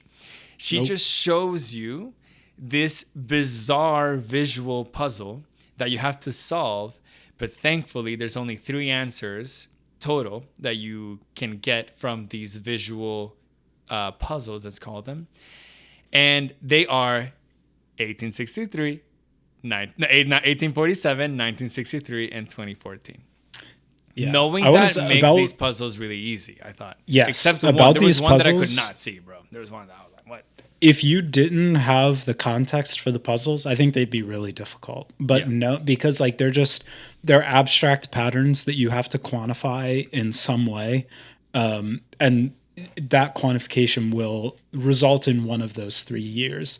But if you didn't know that, they would be really difficult to solve. Really, really difficult. But having the knowledge that they do, and you don't have that direct knowledge, that's something you have to put together for yourself. But once you realize that each one of the patterns corresponds to one of those years, then you can start to kind of intuit it out by saying like, okay, I know the first number is either 1 or 2. Like it has to be 1 or 2. So you can kind of start putting the pattern together in that way. I think 8 and 4 and 6 and 3 were easy too, just because you know that 3 is half of 6, 8 is half of 4, so you can kind of figure out how they go together. 963 is by 3, so stuff like that. They also picked good years to figure out these puzzles. As soon as I figure out the first number was 2, though, I would not try to No. Get it. I was like, yep, 2. It's 2014. I got it done. So. We haven't talked about this supercomputer. It's called the OCU3 or Ocular 3. Hey, eyes 3, the third eye. Makes sense. There's this supercomputer that's in the basement of the hotel that Renzo has spoken to you about, how you either developed the computer or are using the computer to realize this project that he's been working on that is that kind of third eye that he's been working towards. There's a lot of themes of narcissistic artists about diving so hard into the art that you're losing your own self and losing what an audience is, and so you're just making art without an audience, which doesn't really make sense. There's always an underlying okay, you're doing it for something or for someone, though, whether that's greed or not, it's up to interpretation. And Lorelei uses this computer at some point in her life to achieve that project that she's working on with Renzo. This computer also lives in this hotel, but you can't access, and you find it pretty early, but you can't access it because you have to give it a username, a password, and a memory sequence. But because we've solved all of these puzzles and we have all of the information and we recognize these patterns, we know that the username comes from the CDs that you find at the beginning of the game that give you 5 different letters, which is Lorei. And so then you can make your username Lorelei by a combination of those 5 runes. A password that you find on the quiz club that gives you like a Tetris-like kind of block that you have to input in the Yeah. No, I was just gonna say that one was really unintuitive for me. The like figuring out what the patterns are, because essentially what it is there's a 3x3 grid on the ground, and then there's a 3x3 grid on the wall. Yeah. And on the wall, certain boxes are red, which obviously in the language of the game, red is important. Anything that has red on it is important. And so what you have to do to get the patterns that make up the password is stand on each box in the 3x3 grid. And if the box you're standing on corresponds to a red box on the wall, then you mark the location of the box you're standing on. But it's like, because it's the red box, you could also see how you would want to mark that pattern, if that makes sense, like the pattern of where that red box is. Okay. It's just tricky. Like, it's really tricky. And I figured it out eventually, but I think that one took me a little while, is figuring out, like, because you're used to red in the game, you're Sure, used sure. to the red being important. So I was like, okay, well, if I'm showing up on the red box, then should be where the red box is, right? But no, it's where you're standing on the grid that makes it. But yeah, so that was just a tricky one for me. For me, it was the username because I had the 5 runes and I knew what the 5 runes were. And so I was just inputting the runes in order 1, 2, 3, 4, 5. And I was like doing 1, 2, 3, 4, 5. Then I knew the password easily. And then the memory sequence with the years, and I had to shift it up. And then obviously I solved those. So, but it wasn't letting me in. And I was like, oh my God, do I not know what I'm doing? Like, what's going on? And I thought that it was the memory sequence, the years, that was wrong. But instead, it was my username. And it wasn't until I had to get guided. I was like, you're not putting the right runes. And I'm like, what? And they were like, look at the CDs from 10,000 years ago. And I was like, oh shit, and I opened the CDs. And I was like, oh my God, I'm spelling my name, And Wow. finally I figured that out. But you log into the supercomputer and you are essentially in the end game sequence where you basically enter this computer in some sort of like matrix kind of way, where reality and the digital reality that you're living in is crossing. You go through different places in like the hotel, the courtyard, and the cemetery, and places that you've been, and also in this like digital maze that inside of the supercomputer. But there's a blockade each time that you try to access a different maybe room or path, and it asks you a question. It asks you if you know the truth, and it asks you different things like name of the fictional character or something like that. And you're like, what is that? But in every kind of part of the maze, because it's another maze, you find yourself as an old lady. And if you interact with her, she'll tell you what you're supposed to input. So name of the fictional character. Okay, so you go over there and then you input, well, who are the other 4 characters is a male fictional character. Well, that's Lorenzo. And so you enter Lorenzo and then you go in. And it's basically like a victory lap that the game is trying to give you of like, hey, did you understand all of the pieces of information that we're trying to present to you in this game? And does the story of Lorelei and Renzo make sense to you? So you answer all of these questions kind of like, if you didn't get it, then now you do. And the game is literally telling you what happens. And then you get a really satisfying end sequence, I think, when Lorelei looks at Renzo for the first time, which is me with my eyes gouged out of my body, out of my face. And I, as Lorelei, push Renzo away, and he crashes through the window and falls from the hotel and dies. And that is the same script that Renzo wrote as his final project, his final art. It wasn't for a movie, but it was for maybe I don't know what he was trying to do, but maybe it was like the titular thing of his life, it starts to get in. You start getting information about, throughout the game, you've been getting information about Renzo and his work, and Lorelei and her work, and everything.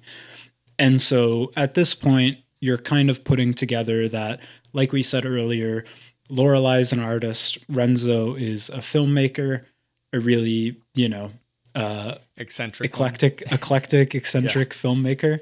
And they get each other's attention somehow, and Renzo invites Lorelei to work on his next film with her. But Renzo at this point is so wrapped up in his own work. His work is getting kind of increasingly more erratic and like dangerous.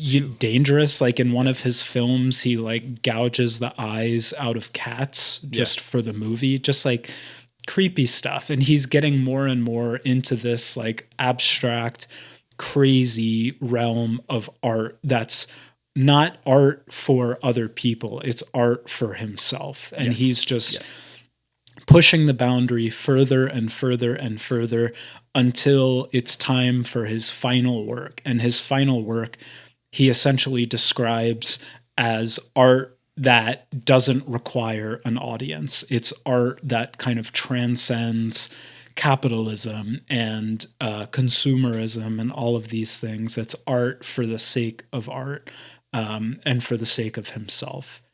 And it's just very obvious that he's just getting wrapped up in his own narcissism, in his own insanity, basically.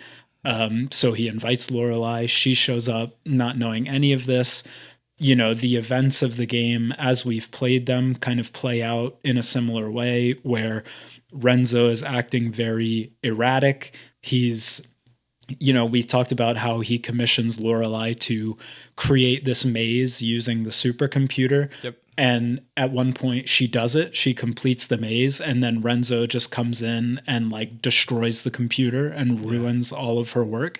And he's like, Signora, art must be destroyed to rise from the ashes, or something like that. And it's just getting crazier and crazier. Lorelei is getting more and more concerned until it reaches the climax that JP just described, where Renzo confronts her after stabbing out his own eyes and threatens her with a gun, points a gun at her, and Lorelei, in self-defense, pushes Renzo out of the mansion, out of the window, killing him. So, as we learn through different documents that we pick up, Lorelei is cleared of any wrongdoing. She was, clearly acting in self-defense. Renzo was obviously unhinged. But this is something that really derails Lorelei's life, I would say. Like she spends the rest of her life kind of in trauma, in kind of PTSD almost from these events. Renzo's warped worldview has kind of infected her and kind of ruined her own artistic outlook. And there's all these, so that kind of main story is very straightforward and it's very easy to understand, but there's all this kind of ancillary stuff. Like, for example, one thing that gets mentioned a lot of times is the Sulawesi cave. It's mentioned that like Lorelei goes to this cave in search of the third eye. She essentially forms like a cult, basically, of people searching for the third eye. They go to this cave, and then there's an earthquake that kills like most of the people there, not including Lorelei. She survives. So there's all these weird aspects of it, some of which don't really have a direct answer. But I mean, I think my overall interpretation of it is that like she's just so traumatized from everything, and Renzo's laser eyes have like kind of infected her to a point of view, to a certain extent, that it's just kind of warping her own perspective. But yeah, crazy kind of like, end game components. Oh yeah. Do you think that and now we're going to like our own interpretation of the game, but one question that I have for you is, do you think that Lorelei is just as narcissistic as Renzo, and Renzo just like unlocked that like from her mind maybe? Like, because I think like if she wasn't a narcissistic artist just like Renzo is, then all of that, I don't know, like I don't really buy into like it was just trauma and PTSD. Like I think she was also searching for that like avant-garde, like transcending experience or art, or like something that has never been done before. She was trying to achieve that, and she did that in different mediums, right? Like she developed those video games that you play in the laser eye system. It was her, and like, they're really bizarre, so it's just like she just kept trying all these different things, as she's like a very like polymaterial artist. She does so many different things in so many different mediums.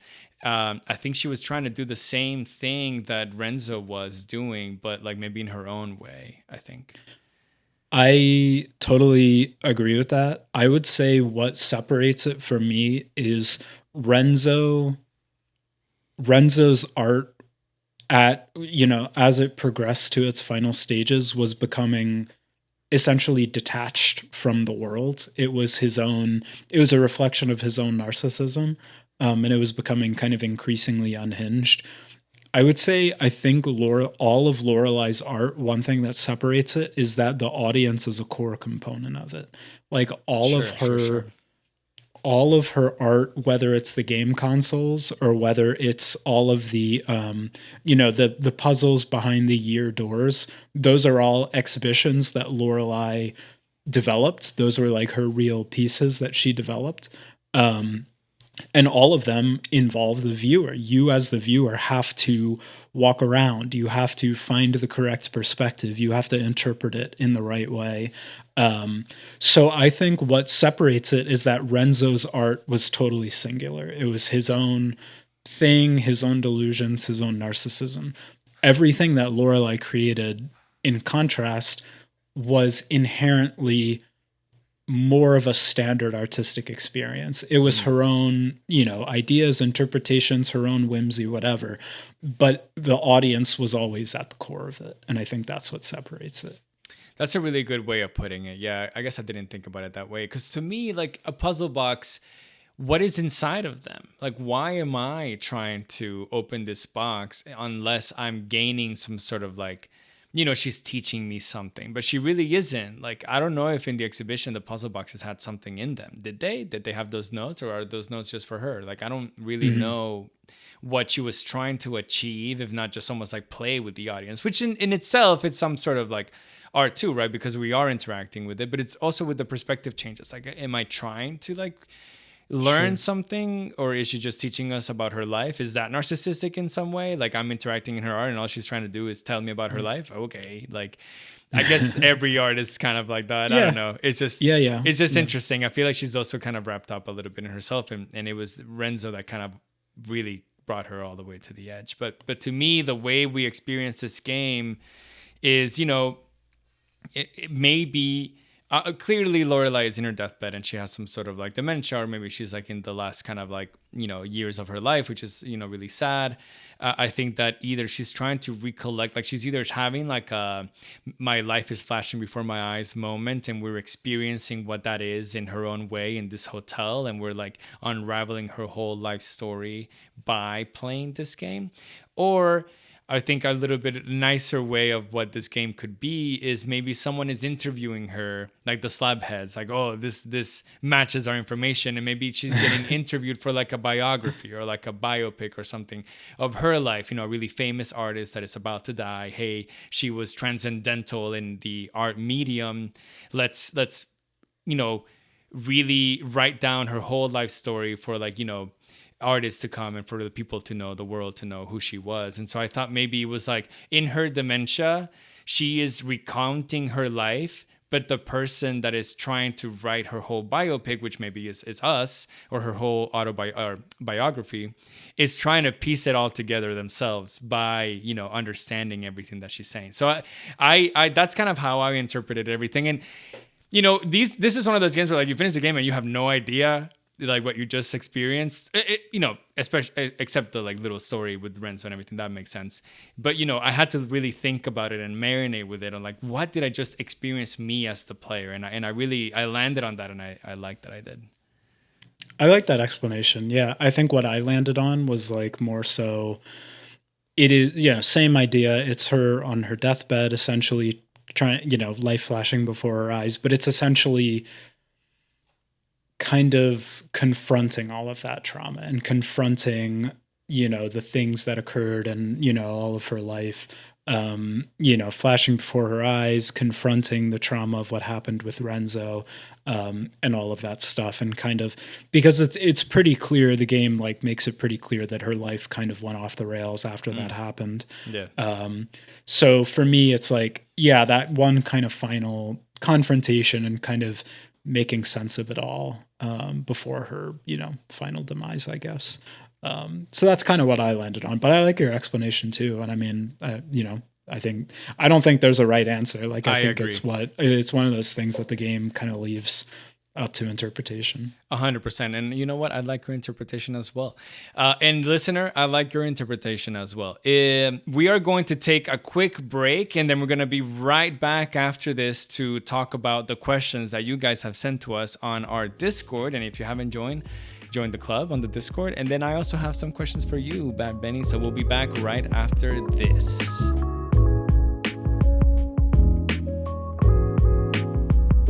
Señorinas and señorinos, welcome to part 2 of the show where we answer the questions that you have sent to us on our Discord. The first question I have for you, Ben, comes from Nova Roni, a new member of the club. And they First time ask, question asker. first time question asker. What was your favorite puzzle and why?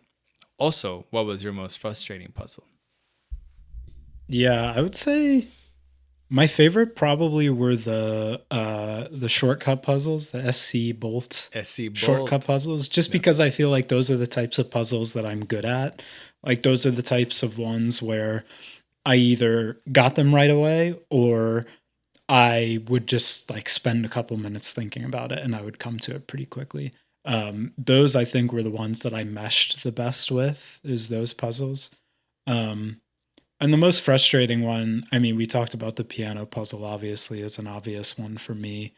The I would say one that took me a little bit was the computer discs. Like when you get into the little virtual scene and you have to do something really specific to get like the message from Lorenzo the Magician.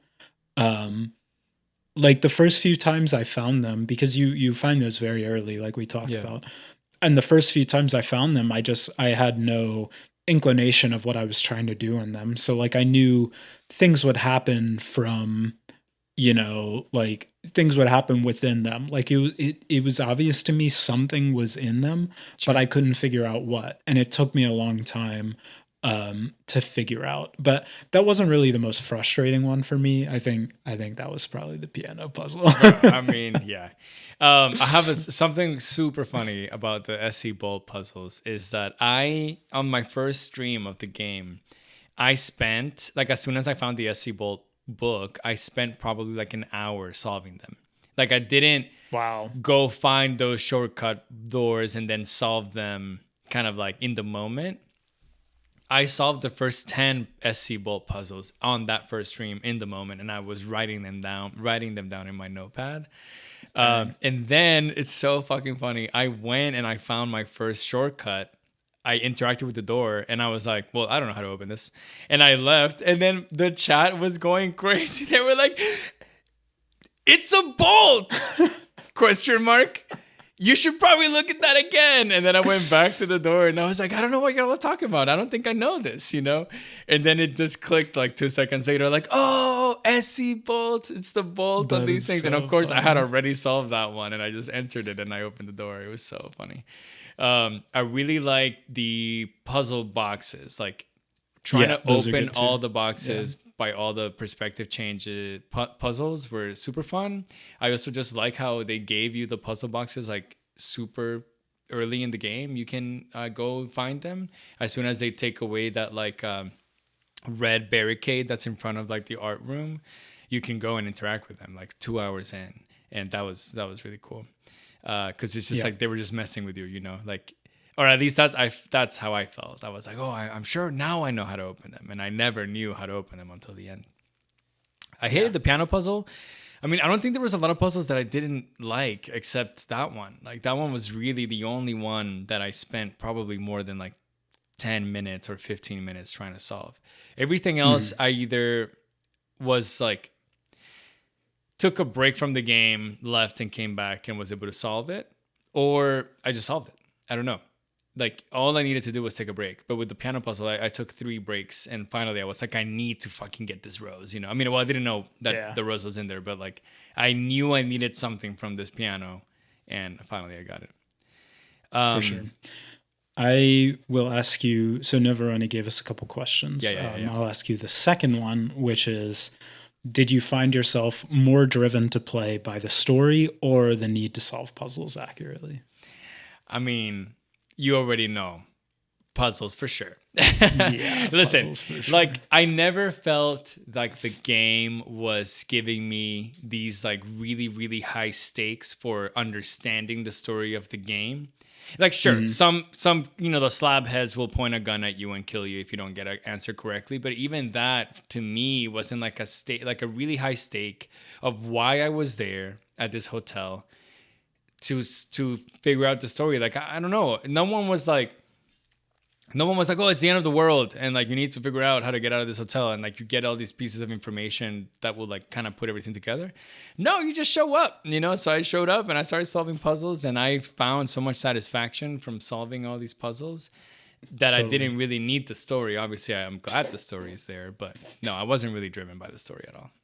Yeah, I feel like you have to be that way to enjoy this game. Like if you're a person that is like solely driven by the stories in video games, if you're just there for the narrative experience, this might not be a great experience for you because they don't really give you much until a lot later in the game. And what they do give you at the beginning makes very little sense and like doesn't come together at all until much later. Um, to like really enjoy this game, I feel like you have to have an appreciation and a desire to solve the puzzles. But yeah, I for sure agree. It was definitely the puzzles motivating me to keep going. It was like it was the kind of thing where after you close the game, you're still thinking about it. When you're in bed at night before you go to sleep, you're thinking about Oh it. yeah. You're the piano puzzle was probably haunting your dreams. The But yeah, it's like you come across something and you don't know how to solve it. You think there might be a pattern, but you're not sure. And then you're doing something else and it comes to you and you're like, oh, I need to try that next time I play. Or oh wait, I forgot about this thing. I need to go check out what's over there. So yeah, that is 100% the primary motivation that kept me going in the game, at least. Every time I booted the game up, I had already in my mind where I wanted to go because I thought about it, like you said, outside of the game. I was like, oh, as soon as I boot the game up, I should go here because I probably found something. Like I should go to the chapel or I should go to, I don't know, find the horses or like I have the last coin for the horse. I just need to go find that. And then, I look at the map and I'm like, oh, how do I open the door? Oh, I have to go here. So yeah, that was just so much better. Nobroni has one last question. The story seems to have something to say about the importance of art, but also the self-indulgence of avant-garde extremists. Did playing this and interacting with characters like Lorenzo and Lorelei give y'all any insights into feeling about art, whether visual, novels, or video games? Yeah, so it's kind of partially what we touched on already about just our overall thoughts on the game. But I think for me it really comes back to what the function of art is. And it's kind of funny because art in itself is not functional generally. Art is kind of an expression of creativity, but the function of art, when you think about it, is kind of a sharing of the human experience. It's like a sharing of perspectives. It's a way for people to visualize or put to audio or whatever, put to writing, whatever, some part of their creativity and their human experience. And I think in the game, when art gets away from that, when it becomes something that's very heavily rooted in narcissism and in somebody's kind of torturous, self-torturous delights, basically, is when it kind of gets bastardized and when it can lead to things that are really unhealthy. Like you think of like Vincent van Gogh cutting his ears off and being just this like totally tortured individual that was at the same time creating this really boundary pushing art. So yeah, it kind of leaves you with a question of like what is required of great art? Can you be a normal person creating great art, or do you have to have something kind of fundamentally wrong with you? And I don't know. I don't know the question. I Mm-hmm. don't know the answer to that question. Like I think people that have very unique perspectives and very unique interpretations of the world are often the people creating the best art. And unfortunately, suffering is a really big component of our lives, and I think that informs certain people's art more than others. So yeah, I don't know. That's in terms of like the overall answer, I'm not sure kind of that direct correlation, but yeah, that's just kind of what I came away with. Dude, that's so beautiful, Ben. Such a beautiful This interpretation guy. of the game and the answer to the question. Because what my answer is? No, I didn't learn shit. Are you kidding me? Lorenzo and Lorelai, I would not be friends with them at all. In real life, they are No. like Yeah. over performative fucking assholes. Like I like what I would not hang out with them Let at them all. have it. And like, I hate like, you have that like that's like a trend right now, like the performative man, reading a tiny Yes, book in yes, a yes. cafe and ordering a small espresso. Like Listening to Clairo. that's how I see Renzo and Lorelei, and I'm just kind of like completely. I was like, nah, I don't even care, But Right. to give Novaroni like this video game, Lorelei and the Laser Eyes, made me feel a lot of things about video games in general and how they express themselves and push themselves to give us, the player, a new experience and new perspectives, literally, in very different ways. And this was so unique, and the game kept you on your toes, not only by the way it presented itself, the way that you experience different things in the game, the way that they shifted your perspective, shifted whether you were playing like a more like a 3D game or like a 2D game, even going so far as to changing the way that you control the movement of Lorelei depending on where you are. All of these things made it such an interesting and delightful thing for me as the audience and enjoyer of the game that I didn't even think about the people creating the art. I was like, man, this is sick. Like keep pushing the boundaries of art in the forms of video games like Lorelei did, because, well, not Lorelei, the character, the Swedish developer, because it was so good. Yeah, love it. Okay, we've got our next question from recurring question asker, an active Discord member. The person that actually recommended, the person that put this game forward for the Game of the Month vote, that is, of course, Inferno Disco. And Inferno Disco asks, if you could create one room in the hotel that represents you, what would it look like? What sounds would you hear? What would be on the walls? What puzzle would someone need to solve to understand you? This is such an incredible question. It was so good. So just first of all, amazing question. Okay, so my room would be a little bit more similar to like the door puzzle boxes rooms. You would walk into the room and you would see 6 projectors, one on each wall and one on the floor and the ceiling. If you think about like a regular cube size room or cube shaped room, and it would be projecting something like a video on a loop on the opposite wall. So you have a projector here, over there, one over here, one over there. Well, I'm miming, but so if you're listening, I'm sorry. It would paint a perfect like video in that wall, and would also play some sound. But when you walk in, all you see is a bunch of random stuff, like all these different videos looping, and you don't really know what to make of any of them, and a lot of like gibberish sound that doesn't make any sense.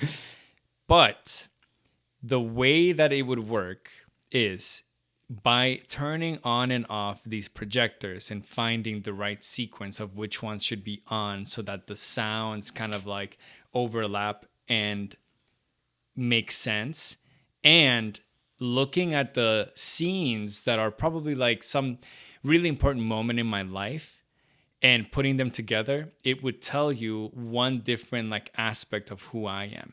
Like I'm thinking something like maybe one of them is, and it would be a little bit abstract, maybe it's like, I wore a suit when I was 12 years old to my dad's funeral. It's really sad, right? But maybe the scene wouldn't be like me at my dad's funeral. The scene would be maybe me making a tie for the first time by myself or something like that. And it would like, maybe another scene would be kind of sad. And then those two together, maybe the sounds would overlap and say something like, pain or whatever. But in the same vein, if you open a different one, maybe I'm making my bow tie for when I got married and something like that. And you overlap those sounds, instead of saying pain, it would say growth, because I'm like, maybe moving into the next chapter of my life, something like that. You solve a puzzle where you like put all of these sequences together and like the emotions that they make you feel together. And it opens a box and it's just a sticker of me with a big smile on my face, because, all these things happen in my life, but I think I always try to be the most positive version of myself that I can be. So that's it. That's my room. One must envision JP smiling. No, but yeah, what an incredible answer. I absolutely love that. That would be a very powerful experience for sure. I also was kind of thinking along the lines of like noise and different sensations. I was kind of thinking that it would be a room that you enter and there would just be all sorts of different sources of noise. There would be maybe a record player, there'd be speakers, there'd be instruments, car horns, you know, sounds of city life, whatever it is, just sources of noise everywhere you go. And everywhere you go in the room, one of those noises is dominating. They're all kind of blending together to an extent. And through some sort of feat of acoustic engineering, there would be one specific location in the room that maybe you find through, you know, some pattern recognition or something, or maybe you just have to feel it out. One specific point in the room, the audio acoustic interference is just right to where all of the noises cancel out and you're left with perfect silence. And I, you know, was essentially thinking that that tells you something about me. I'm somebody that has always appreciated the quiet moments in life. You know, there's obviously a lot of noise in life, but I'm somebody that loves a quiet morning before everyone else has woken up where I can just kind of sit and gather my thoughts. I really like a late night for that same reason, when the world is quiet and it's just kind of you alone. My wife hates this about me because she is the opposite of that. She is somebody that thrives on human interaction and always being around somebody. She loves, you know, doing stuff together every moment of every day. So understanding that aspect of me, that I kind of need those kind of quiet alone moments for myself, was a learning curve for her, but sure. one that, you know, we're is, you know, an ongoing process. But yeah, I mean, that's kind of what I came up with, that just, you know, in all of the noise of life, in all of the sources of noise, you kind of find those quiet moments. Dude, oh my God. They need to put these rooms in the game, bro. This is so good. I love your room. Inferno has an additional question. Did any puzzle teach you something about how you think or how you handle frustration? Yeah, I mean, it goes back to kind of what I was saying earlier. When it just speaks to who I am. Like, being people, you know, you get good grades in school, you test well, you do all this stuff, you go to college, you do tests and everything. You get accustomed to a certain level of success in things like that. And for me, I find when I'm faced with something mentally challenging and I'm not up to the task, when I can't solve it, that's frustrating for me because of all of that growing up and that experience of how we're kind of trained to think and to excel at learning through test taking and stuff like that. So yeah, I mean, playing this game just taught me a lot about that, about myself. It's something I inherently knew, like it's something I know about myself. But yeah, I mean, it really shows that when I encountered a puzzle that I couldn't get that through, you know, just being stuck in a certain interpretation or something like that. It was a frustrating experience for me. And I kind of just wanted to be done with that puzzle so I could get on to different puzzles. So yeah, I don't know. It really showed me that aspect of myself, I guess. Yeah, I think something that you touched on at the beginning of this podcast was about shifting perspectives. And yeah. I feel like since you said that 2 hours ago, that has kind of been marinating in me. And I think that is maybe something that now I'm taking out of these puzzles and this game in general, just like the ability to shift perspectives. And maybe I was doing that or not doing that subconsciously. But now, you know, having talked about it with you, like, I think that's my greatest thing that I'm taking out of this game. What I had originally wrote for this question was just taking a step back in general is just a really big life lesson that I think the game is trying to teach us, that not everything needs to be done right now. You know, my wife and I, in the weekends, we have like a certain task list of things that we want to get done, that definitely I don't write, but I definitely execute. I'm an executioner. Yes. Um, and sometimes like the game is telling you, or this game is telling you that, it doesn't have to be like that all the time. It doesn't have to be, you do this, then you do this, then you do this. You can take a second to take a step back and say, you know what? This isn't happening today, or I don't have the right tools today, or I don't have even the mentality today to tackle something, and maybe it can be done in a different time. And maybe this other thing is the right thing to work on right now. And being able to kind of like chameleon yourself and shape ship a little bit versus, to do this one thing or the other thing is probably like a big life lesson that they're trying to tell you. Just take a step back, maybe tackle it in a different way or something different. Yeah. Love that. Inferno has a final question. Lorelei and the Laser Eyes has a very surreal story that blurs what is real versus illusion, and that's part of its magic. Do you enjoy stories that leave questions open, or do you prefer clear answers? It's a tricky one. I would say I definitely prefer it when there is like a bow tied on it, to make a metaphor, like when you can wrap up the story and put a bow on everything comes together nicely. That's great. Like that's I think mine and probably everyone's preferred storytelling experience. But I like when they give you some kind of supporting things that require a little more thought and don't have as much of a clear-cut explanation to them. Like I'm sure I could think of some examples if I had time, but I like when there's those little narrative threads that don't have a straightforward answer that you kind of have to think about and come up with an answer on your own. It's not just given to you. So I like those. I think I enjoy them more when they're a bit more abstract, like when they're a bit more conceptual. In this game, the narrative threads that are left untied are just a little more confusing to me and just seem to be kind of story beats that don't really tie back into anything. So those I think are more just like confusing to me and I don't understand.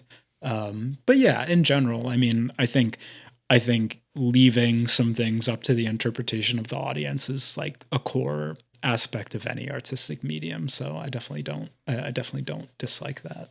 I definitely enjoy them a lot. Like I agree that, by, the human experience is just, it's us interpreting things that we have in front of us with our own biases and then talking about them, because the way that Ben has experienced his life is not the same way that I have experienced mine. And it's really interesting to see what conclusions we can both arrive to. Either we both arrived to the same conclusions, but it took us different paths to get there, or we both took the same path, like playing the same game, but arriving at two different conclusions. It's just so great, and it makes me so happy and excited to talk about it, which is like one of the main reasons why we do this, is just to talk about how we landed here and what is this game trying to talk to us about, or make us experience. I love it. I think, do I want to experience every story in that way? No. Sometimes I want something that is a little more linear, a little more continuous, and it goes from point A to point Z, and it goes through all the letters very nicely. But if something leaves you, when something is open to interpretation, I just think that it involves like a lot better narrative post experiencing that thing, which is really interesting to me. Yep, agreed. All right, I will ask our final community question. It comes from Joe. Joe asks us a great question, a very introspective question. Joe asks, if you could give any historical figure laser eyes purely for cosmetic purposes, who would you choose and why? Okay, this question is so fucking funny, first of all. And two, I just couldn't think of a better answer than the person who is most interpreted and represented in all art forms in the history of the world, which is my man, Jesus fucking Christ. Jesus Christ, can you imagine going to, wherever, a church or a museum or something, and this dude is just like fucking laser eyes, everywhere? It would be so incredible. Funny, dude. It would be so funny. Like, I couldn't think of anything funnier than that, to be honest. And like maybe No, it's one of those yeah. things where like I snap my finger and right now every Jesus has fucking laser eyes. I would die. It would be so funny, man. I thought of a pretty similar answer. There's like this old picture that circulates on the internet. There's like a statue of Gandhi, like the Oh yeah, yeah, yeah. historical figure Gandhi, Yeah. in like, and it's a statue of Gandhi, and it's in this like foggy location. And somebody, as a joke, has like gone up to the statue and put like red LEDs in the eyes. Yeah. So it's like in the night, it's like Gandhi with these glowing red eyes. And it's just made me think of that, to have this like historical figure that's like purely driven for peace and understanding and like, independence and stuff. And he just also has these insane red eyes that just like glow in the night. I think would be so funny. So funny. Joe has one last question. He does. He has a question specifically for JP. He asks, JP, has your experience in this game made you want to learn to play piano? Which is so funny. I think Joe was watching me play whenever I was struggling with the piano puzzle, and that's why he's asking this question, because I was so pissed. But I did play piano for most of my childhood until my late adolescence. I played piano since I was like 7 years old until I was like 15. Played a lot. I was mostly playing classical music when I was younger, which is, I feel like, every little kid's experience, which is just at the time annoying. Now I'm like, yeah. But I don't play currently. Right now I'm not playing. So, this game, there's been different things in my life lately, in the last maybe like 18 months of my life, that have been made me want to pull the trigger finally and get myself, like a nice keyboard set, so I can kind of get back into the game of playing the piano. Yeah. Yes, you for sure should. I did not play piano as a child. I picked it up as like a COVID hobby. I bought like a very cheap keyboard and just started teaching myself to play. And then it quickly progressed, and I bought like, a much nicer digital piano that has like actual actuation and stuff like that. Nice, yeah. And so it's like, yeah, it's one of my favorite things to do throughout the day is like when you have a little break and you step away from the computer and can just play for a few minutes. So yeah, definitely love that. My brother and I all of my siblings play an instrument. My brother played the drums. My other brother played guitar, and we used to do little jam sessions. But especially the brother with the drums and me with the keys, we would do it, and I would sing. And I'm a terrible singer, so that was always really funny, because my mom would then sit and like video us, with her little digital camera and post it everywhere. When I was like incredible. 12 years old. Okay, Ben, I have a question for you. Okay. At Video Game Book Club, we have been playing a lot of games recently in which the story is kind of hidden from the player until the end. The latest ones, even Expedition 33, Hellblade, Lorelei, of course, and Rain World. But even like Nier Automata and stuff, that was last year. What a throwback. Why do you think these stories are so attractive to the player instead of a more straightforward story that is presented to you in a continuous and linear way? I would say there's like that, the thing that's attractive to the player is that kind of that confusion. Like when something doesn't make sense to you, and it's, it's just the way humans are wired, basically. When something doesn't make sense to you, you want to figure it out. You want to learn more. You want to dive deeper. You want to, if there's something peeking around the corner, you want to go turn the corner. You want to see what's around the corner, right? And I think that's something that a few of the games on the list you mentioned do well. Like Expedition 33 would be one, where it's not just confusion the whole time. There's a linear plot. The plot is, being spelled out from the beginning, but there's twists and turns along the way that subvert your expectations and that introduce new ideas and new kind of ways to look at things.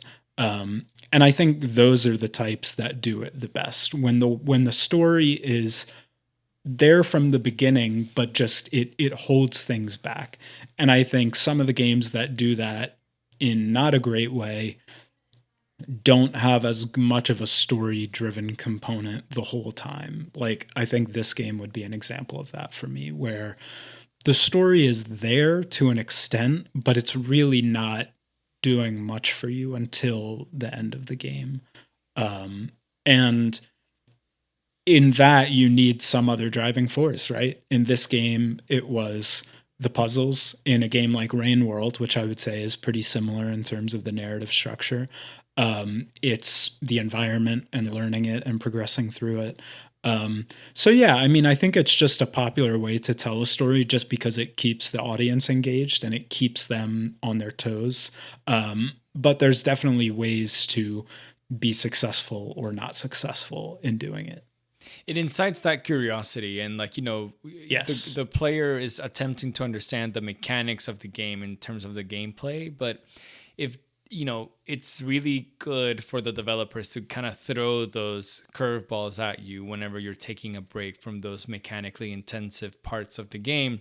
In Lorelei, doing the puzzles; in Rain World, attempting to navigate the world because it's so difficult; in Expedition 33, learning all of your different aspects and how to manage your party.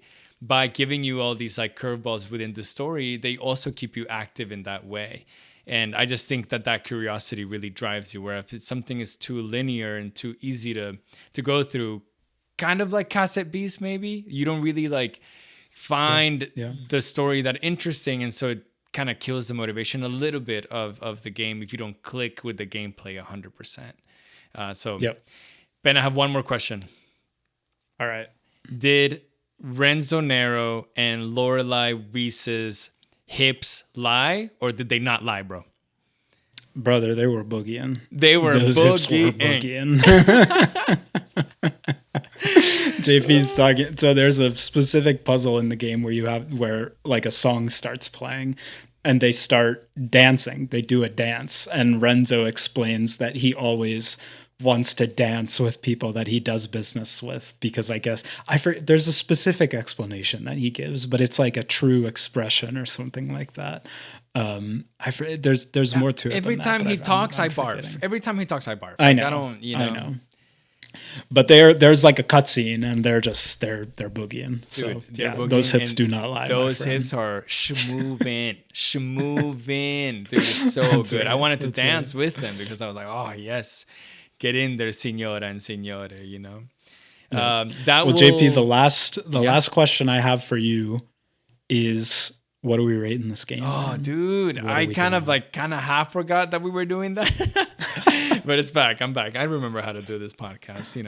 We were here 30 days ago. Okay. Yeah. Lorelei was a really good experience. I think I enjoyed it a lot.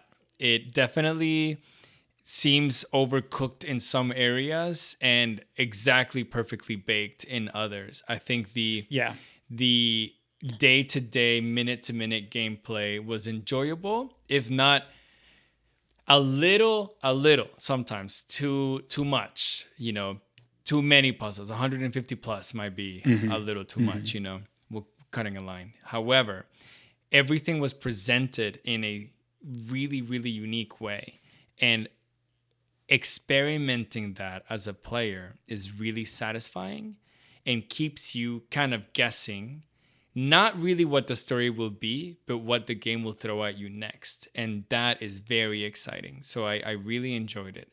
The story is good. It didn't blow my mind. I wasn't like, oh my God, whenever I saw that, like, you read the script that Renee pushes, or, Renee gouges her eyes, and then the Lorenzo pushes her. I'm like, oh, it's like the same thing happens. Oh shit, in real life. I don't know. It didn't like wow me as much as maybe I thought.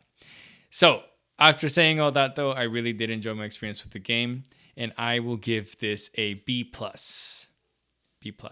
That was my score as well. Oh my gosh. Bro, but just to talk a little more about it. Yeah, I mean, I think if you are a puzzle lover, this game's probably an A+ for you. Like, it's so dense with puzzles. There's so many different forms of puzzles. They take a lot of different forms. You need to think about things in a lot of different ways. Like Inferno Disco, the one who recommended the game in the Discord, is a huge puzzle game person. She loves them. She cannot get enough of the puzzle games. And I think she said this is her favorite game of all time, Lorelei and the Laser Eyes. So if you are that kind of person, this game, I 100% understand how it can be that for you, because it's such a unique experience and it's such a fun kind of multimodal experience. For me, as someone that isn't as much as someone that likes a puzzle but isn't as much of a puzzle game person, yeah, I would say it's a B plus. I think like it, you know, same weaknesses you identified. Like there, it's weak in some areas, kind of regarding the story, but in terms of the presentation and in terms of the making you want to keep coming back for more, making you want to keep coming back to the puzzles and keep solving things. I think it knocked it out of the park. So yeah, strong B plus. Strong B plus. Strong B plus. Well, let's stamp that boy. We did Stamp it, dude. that bad boy. We did it. We have finally finished Lorelei and the Laser Eyes. I finished the game on the 30th, one day before my deadline. So I feel really, really good about that. I never want to do that again, though. I always say that every month, and then I keep doing it every month. Ben. Classic. I picked the game, then the community picked a game, and I think it's your turn to pick a game. Ben, what do you have in store for us for November 2025? Man, I feel like for this one, you know, we've been exploring kind of some different types of titles recently. Lorelei and the Laser Eyes obviously is a really unique one. Cassette Beasts, you know, Rain World, obviously incredible. So we've been kind of exploring some different genres. For this one, I had to go with the obvious pick. I had to go with the obvious pick. There's been, if you're a gamer, which you are, if you're listening, there's been so many incredible games released recently, one of which is a sequel to a game that I liked and a game that JP really liked, and that is Hades 2. So, yeah, I felt like it was a great opportunity for us to play a game that everyone's already talking about, everyone's already playing for the most part. I've already played like 30 hours of the game. So I won't exactly be starting from scratch in November. But yeah, I mean, I feel like it's going to be a really big moment in gaming, a game of the year candidate for sure. I'm sure it'll be. And yeah, one that I'm really excited to keep talking about. There's been a lot of active discussion about Hades 2 in the Discord. We've got so many people playing it, sharing builds, comparing builds. Again, you know, if you're not in the Discord, you really should join if you like the show. It's a great place to talk about not only the games we're playing, but just, you know, random stuff. Everybody was posting their Halloween costumes over the past couple days, which was hilarious. But yeah, excited to keep talking about it. Excited to keep playing it. Hades 2, game of the month for November. I am so pumped. Ben and the community knows that Hades is in my top 5 games of all time, and I've been enjoying Hades 2 so much. It's such a different game than the first one in some ways, and obviously the same game in other ways. So it's really fun to kind of get back in and not really dip my toes, like plunge into this pool that is Hades 2. I've been having just such a lovely time, and I'm just so excited to keep playing it and show y'all some of my moves, man. I've been getting some amazing wins. So I want to stream a little bit of the game. I know Ben wants to stream a little bit of the game and I kind of want to show me what you got, bro. Show me what you know what? I'm making a decision right now. We have to do a Hades race, you and I, on stream. We're going to pick, we're going to start a run at the same time, pick the same aspect, same weapon, and we cook. Oh my God. Are you on? I don't like that.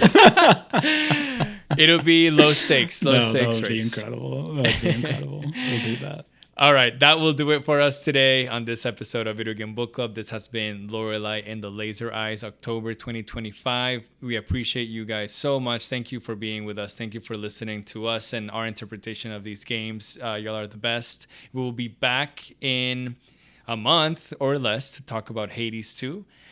And I hope that you guys have a really, really good start to your fall. You know, hope it's getting a little bit chillier wherever you are. Hope that you can kind of get those sweaters and jackets out and start, doing your little winter fashion.